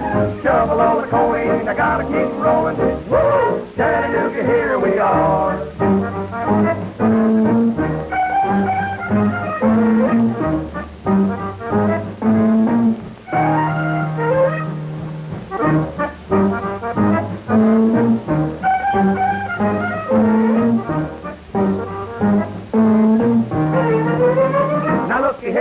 Pardon me, boy, is that a Chattanooga choo-choo? Track 29, so you can give me a shine. Help, help, help, help, dig, dig, I'm digging. I can afford to board a Chattanooga choo-choo. I got my fare and just a trifle to spare. Help, help, help, help, still a digging. Me too. You leave the Pennsylvania station by 3:45. Or read the magazine and then you're in Baltimore. A dinner in the diner and nothing could be finer than to have your eggs in Carolina. When you hear the choo-choo blowing 8 to the bar, then you know that Tennessee is not very far. Shovel all the coal in, I gotta keep rolling. Woo! Chattanooga, here we are. Man, that Smokey and Deuce thing was fantastic. Thank you for bringing that on. Can't get enough of those guys. It's so funny. And it's funny, those guys, like you say, they may have played it wasn't buttoned up music, Western swing, but it was you were still having fun with it. But those guys, any chance to cut up, especially Deuce and Smokey, they would just do it.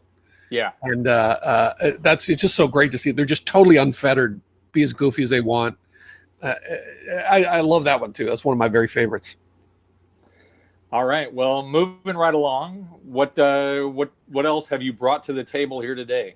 Well, let's go West Coast, because of course, they were part of that great West Coast migration during the war when Western swing bands came out to California to play for a lot of the folks who were working in defense plants during the war. And they were all from Texas and Oklahoma. That story. So let's go back east. This is not a Western swing clip either, but this is a great tune by a guy named Curly Williams. He had a band called Curly Williams and the Georgia Peach Pickers. And he kind of his sort of renown that we know, at least, is that he was the guy who co-wrote half as much the great Hank Williams song, though they were not related. He's the co-writer on that, a very famous Hank Williams tune. But he had his own band that I think was mostly pretty fun music in terms of they weren't straight country. And so this one's called She's a Southern Belle from Nashville, Tennessee. I think Belle and Nashville is supposed to sort of rhyme, but we can go with a soft rhyme on that one. All righty. It's a fun clip. Yeah.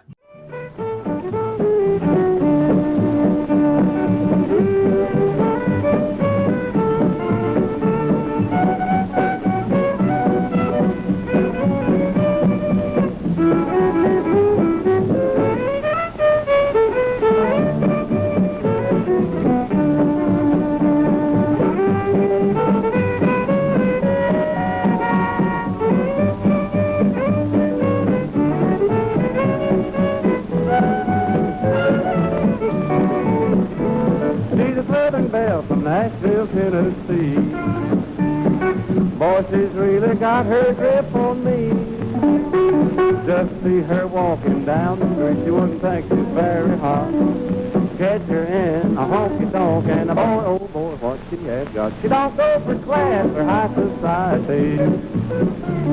I'm telling you, boy, she's just the girl for me.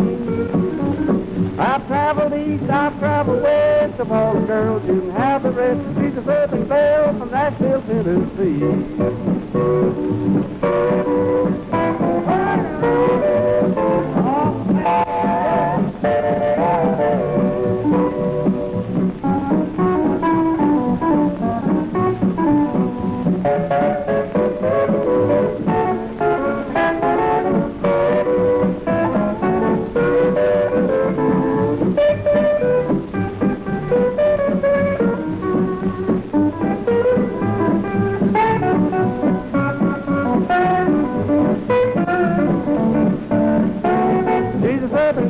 From Nashville, Tennessee.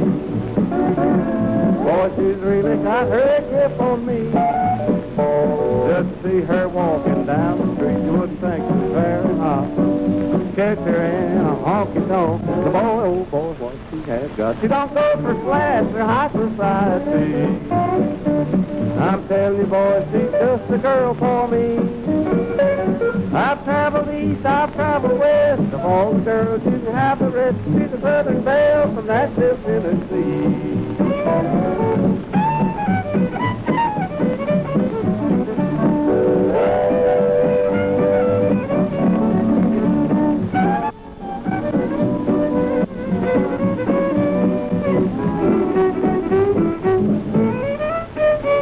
She don't go for class or high society. I'm telling you, boy, she's just the girl for me. I've traveled east, I've traveled west, of all the girls you can have the rest. She's a Southern belle from Nashville, Tennessee. All righty, that was fantastic. Thank you very much, Dave, for bringing that in. And I have to say that when you and I first sort of got together to form the Dave and Deke combo, that one of the things that got us together was just loving weird, obscure stuff like that. And the weirder and more obscure, the better. I remember we used to go to these record stores and just do these deep dives, and the winner of whatever that day was basically whoever found the most messed up, crazy hillbilly thing they could possibly find. That's right. And I remember even before you moved out, when we were corresponding, we would just send each other tapes and tapes and tapes of, do you know this one? Do you know this one? Do you know this one? Yeah. And the more hillbilly and the more hot musicianship too. That was one of the things that I think we instantly gravitated to. Yeah, absolutely. Yeah. But when I moved out here in January '91, you and I had a band together by June. Yep. And it's amazing to me that we are still playing. We're coming up on our. By the time that we play the Hillbilly Fest at Viva Las Vegas in September 2021, it will be the Dave and Deke's 30th anniversary tour. I was only 8 when we started, so I mean, I know. I had to get a note from your mom and dad, like you. That's I right. Promised to look after little Deke. That's right. Just like little Jimmy Sizemore or something. Yeah, but besides the Dave and Deke thing, which we do only maybe once or twice a year, you've got a ton of stuff going on, and you have, like Chris Scruggs, have sort of figured out a way to keep very busy during this pandemic downtime. You've been doing Facebook Live shows, the 10 on Tuesday or 12 at Tuesday. What is it? Yes, it's 10 tunes on Tuesday at 2. That's what it was. That's easy. That's easy to remember. So, if you want to check that out, but you have done a lot of different things besides the Dave and Deke thing, and you've really settled in to a very cool thing of early and traditional jazz and playing with some fantastic musicians. And you've got a Western swing band too. What else? Maybe you can just tell us a little bit about, the other things on your plate. Yeah. Well, I was lucky enough, after the combo ended its first run, and of course, don't forget that the reunion has lasted like 4 times longer than the original run of the band. But right after that, directly after that, I was lucky enough to meet Whit Smith from the Hot Club of Cowtown, who had not formed that band yet, or they were on the cusp of it, and played some Western swing with he and Alana James. And which eventually led to going out to Austin and recording a Western swing record in 2000 with all the great cats in Austin. Lisa Pankratz and Dave Biller and Whit and all of them. Yep. So that kind of kept me going a little while. Then I started playing drums in the Lucky Stars, and which is now in its, I think, 14th year of me being in the band, and then eventually started this thing.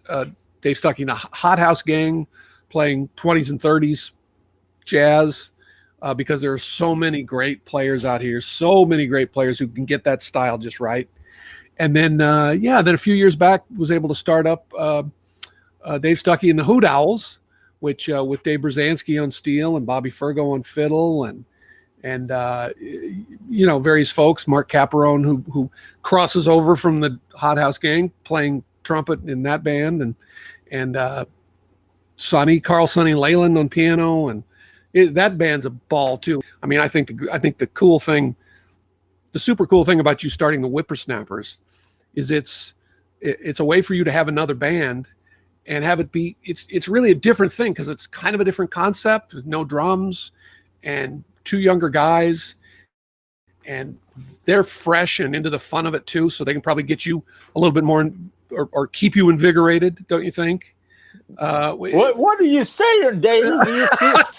You saying I'm old? I mean, somebody needs to haul that old timer around with your walker. No, I absolutely. Well, the reason I formed the band is I just wanted some of that young dude energy to sort of, goose me a little bit, and it's been super fun playing with those guys, Xander and Bert. They're really nice and really energetic, and yeah, like you said, it's hillbilly music, but it's a completely different thing than what Dave and Deke did, or it's a different thing. So yeah, I'm having fun with it. That's right. But what I love about the whippersnappers too, the fellas you bring along, is they come loaded for bear, man. They are ready, and they're ready for whatever, the fun stuff that you throw at them on the spur of the moment. They're there, and they're ready to play, and they're ready to play whatever you toss out there. Mr. Dave Stuckey, you've got one more video here for us. What do you got? I'm guessing that this is another one from a deep dive, obscure and weird vault. It is. I'll tell you, it's this is a soundie, and I don't know if you guys have already talked about soundies yet on the show. We have not on this episode. No. All right. Soundies were a thing, man, in the 40s, and probably up until the early 50s. They were the earliest video jukeboxes. They were songs shot on film, in a scenario of one kind and another. There were hundreds of them, and they were shown on a thing that looked like a jukebox, literally, with a screen in it. And the films were printed backwards on 16 millimeter film, and then you ran them through this machine, and there was a mirror that reflected it back up into the screen people watched, and so it turned it right. Jazz, blues, pop, country, and then there was quite a few hillbilly themed soundies. And here's one by a guy I really know nothing about, named Harry Duncan, and I believe the band that's backing him is Frank Novak and the Rootin' Tootin' Boys. I think maybe, I don't know, Deke, you can second it when you see the clip. And it's called Hillbilly Tilly.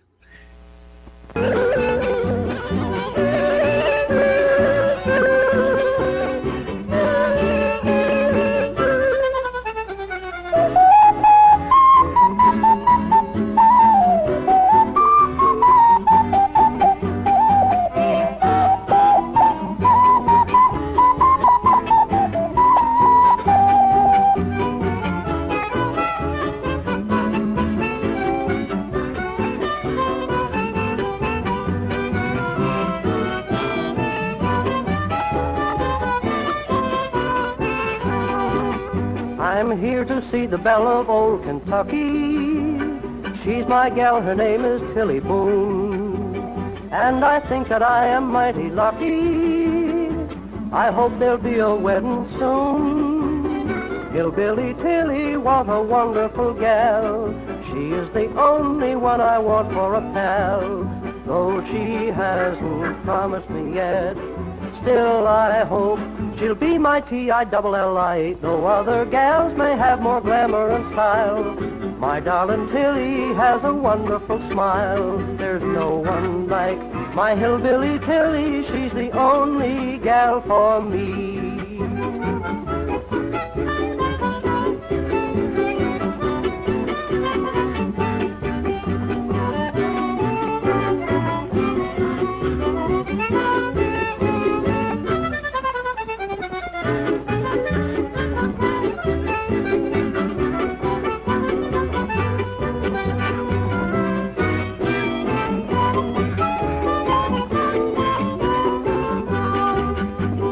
You're patriotic for the red, white, and blues. You walk on your hands so you won't wear out your shoes. I'm so silly, Hillbilly Tilly, you're the only gal for me.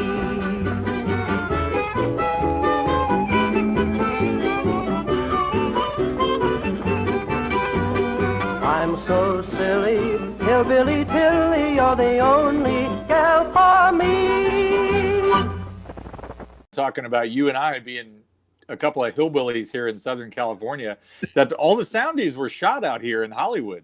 Oh yeah, right? Absolutely. So this is a Hollywood interpretation of hillbillies. And when would you guess this clip is from? Mid 1940s? I know the Merle Travis ones are like 44, 45. That seems to be when a lot of them were done. I'd say 45, 46, something like that. Yeah. Well, we sure appreciate you having you on the Hillbilly Fever edition of Eclectic American Roots today.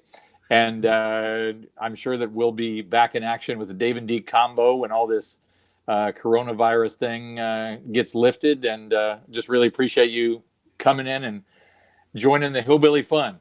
Oh, man, I appreciate you asking me, man, because, now, going on 30 years, And I appreciate the show, Tim and Chris, for having us on. Appreciate it. All right. I want to say a big thanks to Chris Burkhardt and all the Campus Jacks people, and Tim, of course, who's done a fantastic job of producing these shows and editing them. This has really been like a major thing that has kept us going through this pandemic. And if you like it and if you appreciate it, you should support it. So you should visit the tip jar at StellarJAX. But supporting these things is very important to keeping it going. Make sure you support it. Chris Burkhardt and the Eclectic American Roots series from Campus Jacks.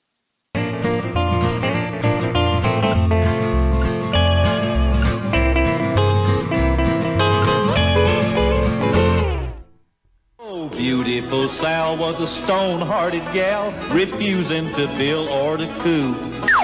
But Clem was right smart, he appealed to her heart with that gal getting good old Mountain Dew. Yahoo! Mountain Dew!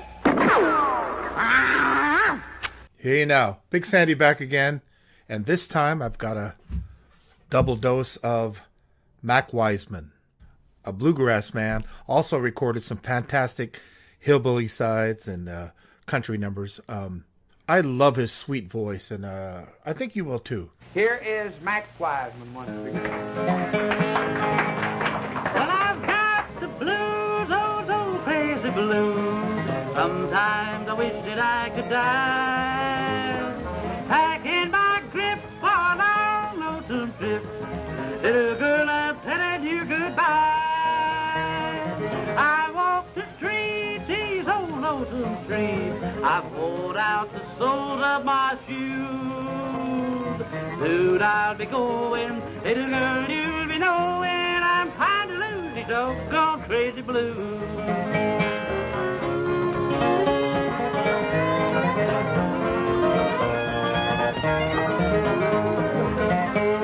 Well, I've got the blues, oh, so crazy blues.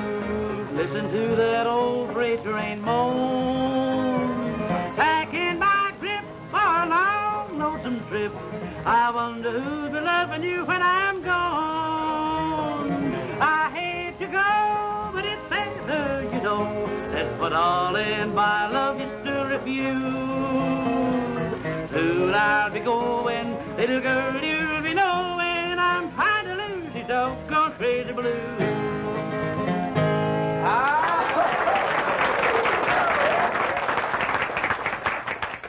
Let's do my little home in Tennessee. That's a good one.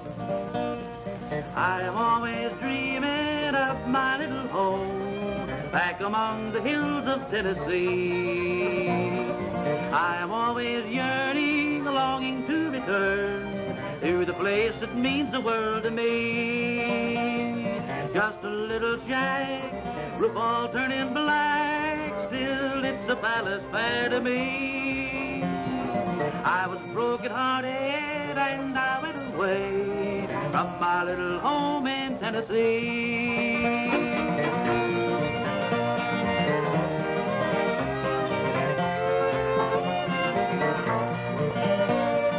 I can see my mother standing by the gate as I drove the old horse up the lane.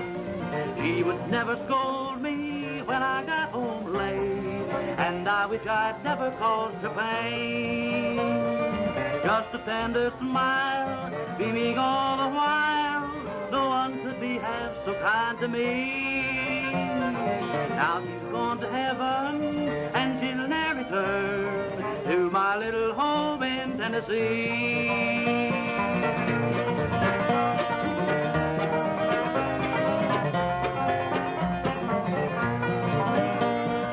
I can still remember many years ago when my sweetheart wandered by my side.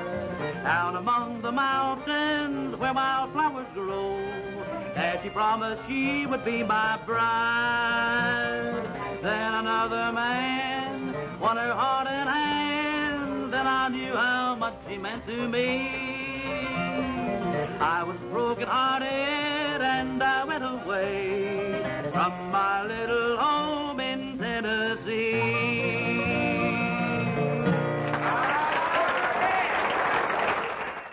Martha White, self-rising cornmeal mix with hot rice. Goodness gracious, it's good.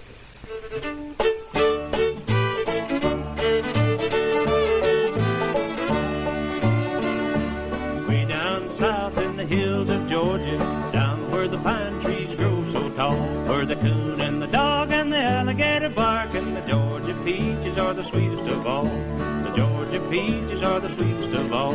I met my gal in the hills of Georgia, down where the sun just loves to shine. Lips as sweet as huckleberry wine, and heart as big as the Georgia pine. Heart's as big as the Georgia pine. Where the pine trees grow so tall, where the gals are sweetest of all. Way down south in the hills of Georgia, gonna start each day with a brand new song. Listen to the whippoorwill early in the morning. Hills of Georgia gonna be my home. Hills of Georgia gonna be my home.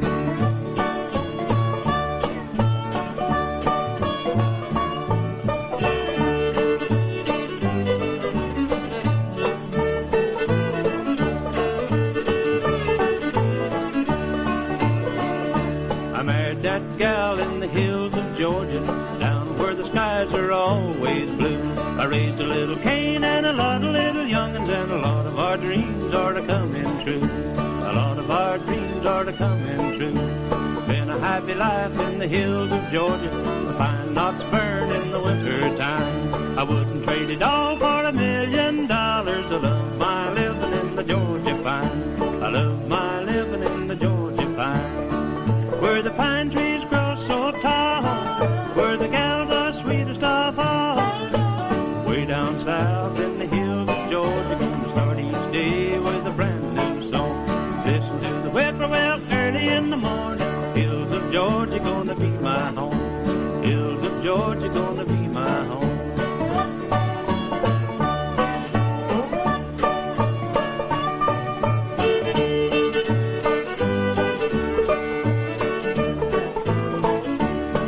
Where the pine trees grow so tall, the gals are sweetest of all. Way down south in the hills of Georgia, gonna start each day with a brand new song.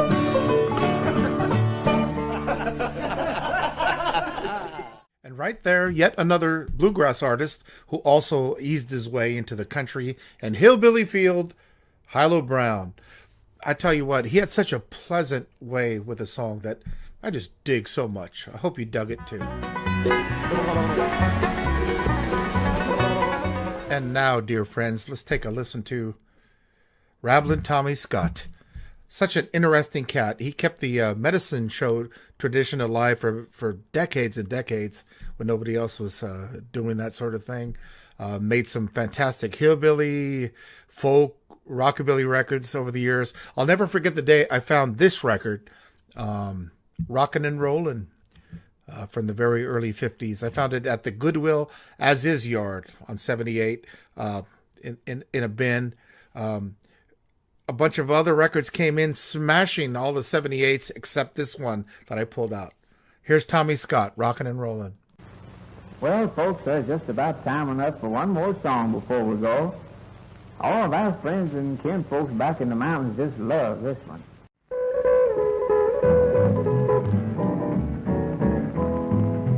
Train pulled out, heading south, now I am Dixie bound. I love to hear them drivers roll when they are leaving town. But I'm a-thinking of a gal on down the line who's waiting for me. When I get back, how happy she will be. Rockin' and a-rollin' on down the line. Black smoke's a-puffin' and it sure looks fine. Rockin' and a-rollin' on down the line. They call me a hobo, but I don't mind. I'm as happy as a bumblebee, rockin' and a-rollin' towards Tennessee.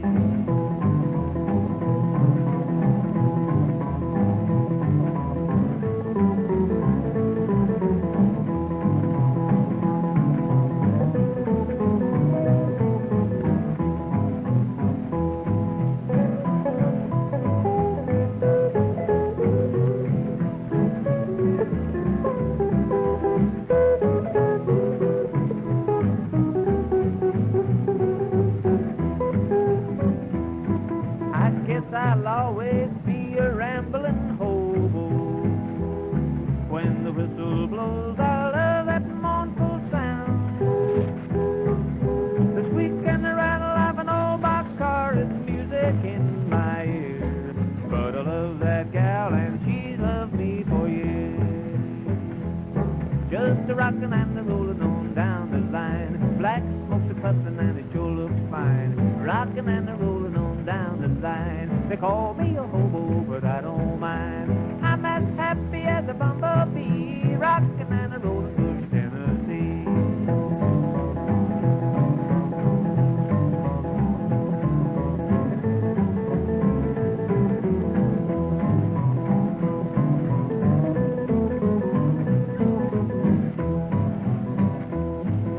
Rockin' and a rollin' on down the line. Black smoke a puffin' and it sure looks fine. Rockin' and a rollin' on down the line. They call me a hobo, but I don't mind.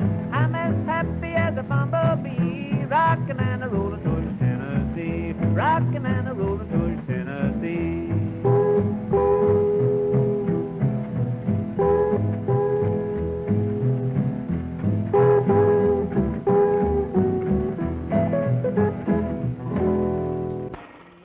Over length. We're going to have to trim about 4 minutes. Tell you what, cut the hillbilly number.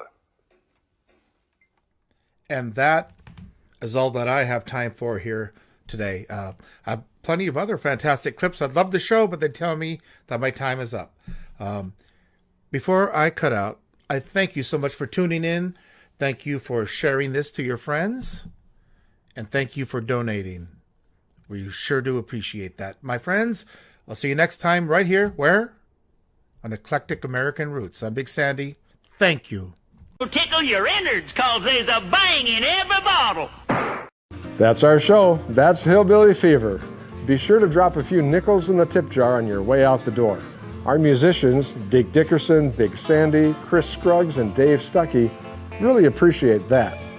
If you missed any part of this show or any of our Eclectic American Roots offerings, just tune in to YouTube at the StellarJAX channel. There you will find a couple dozen videos, each exploring a different branch of roots music, just like we broadcast every Sunday at noon Pacific. Enjoy Eclectic American Roots.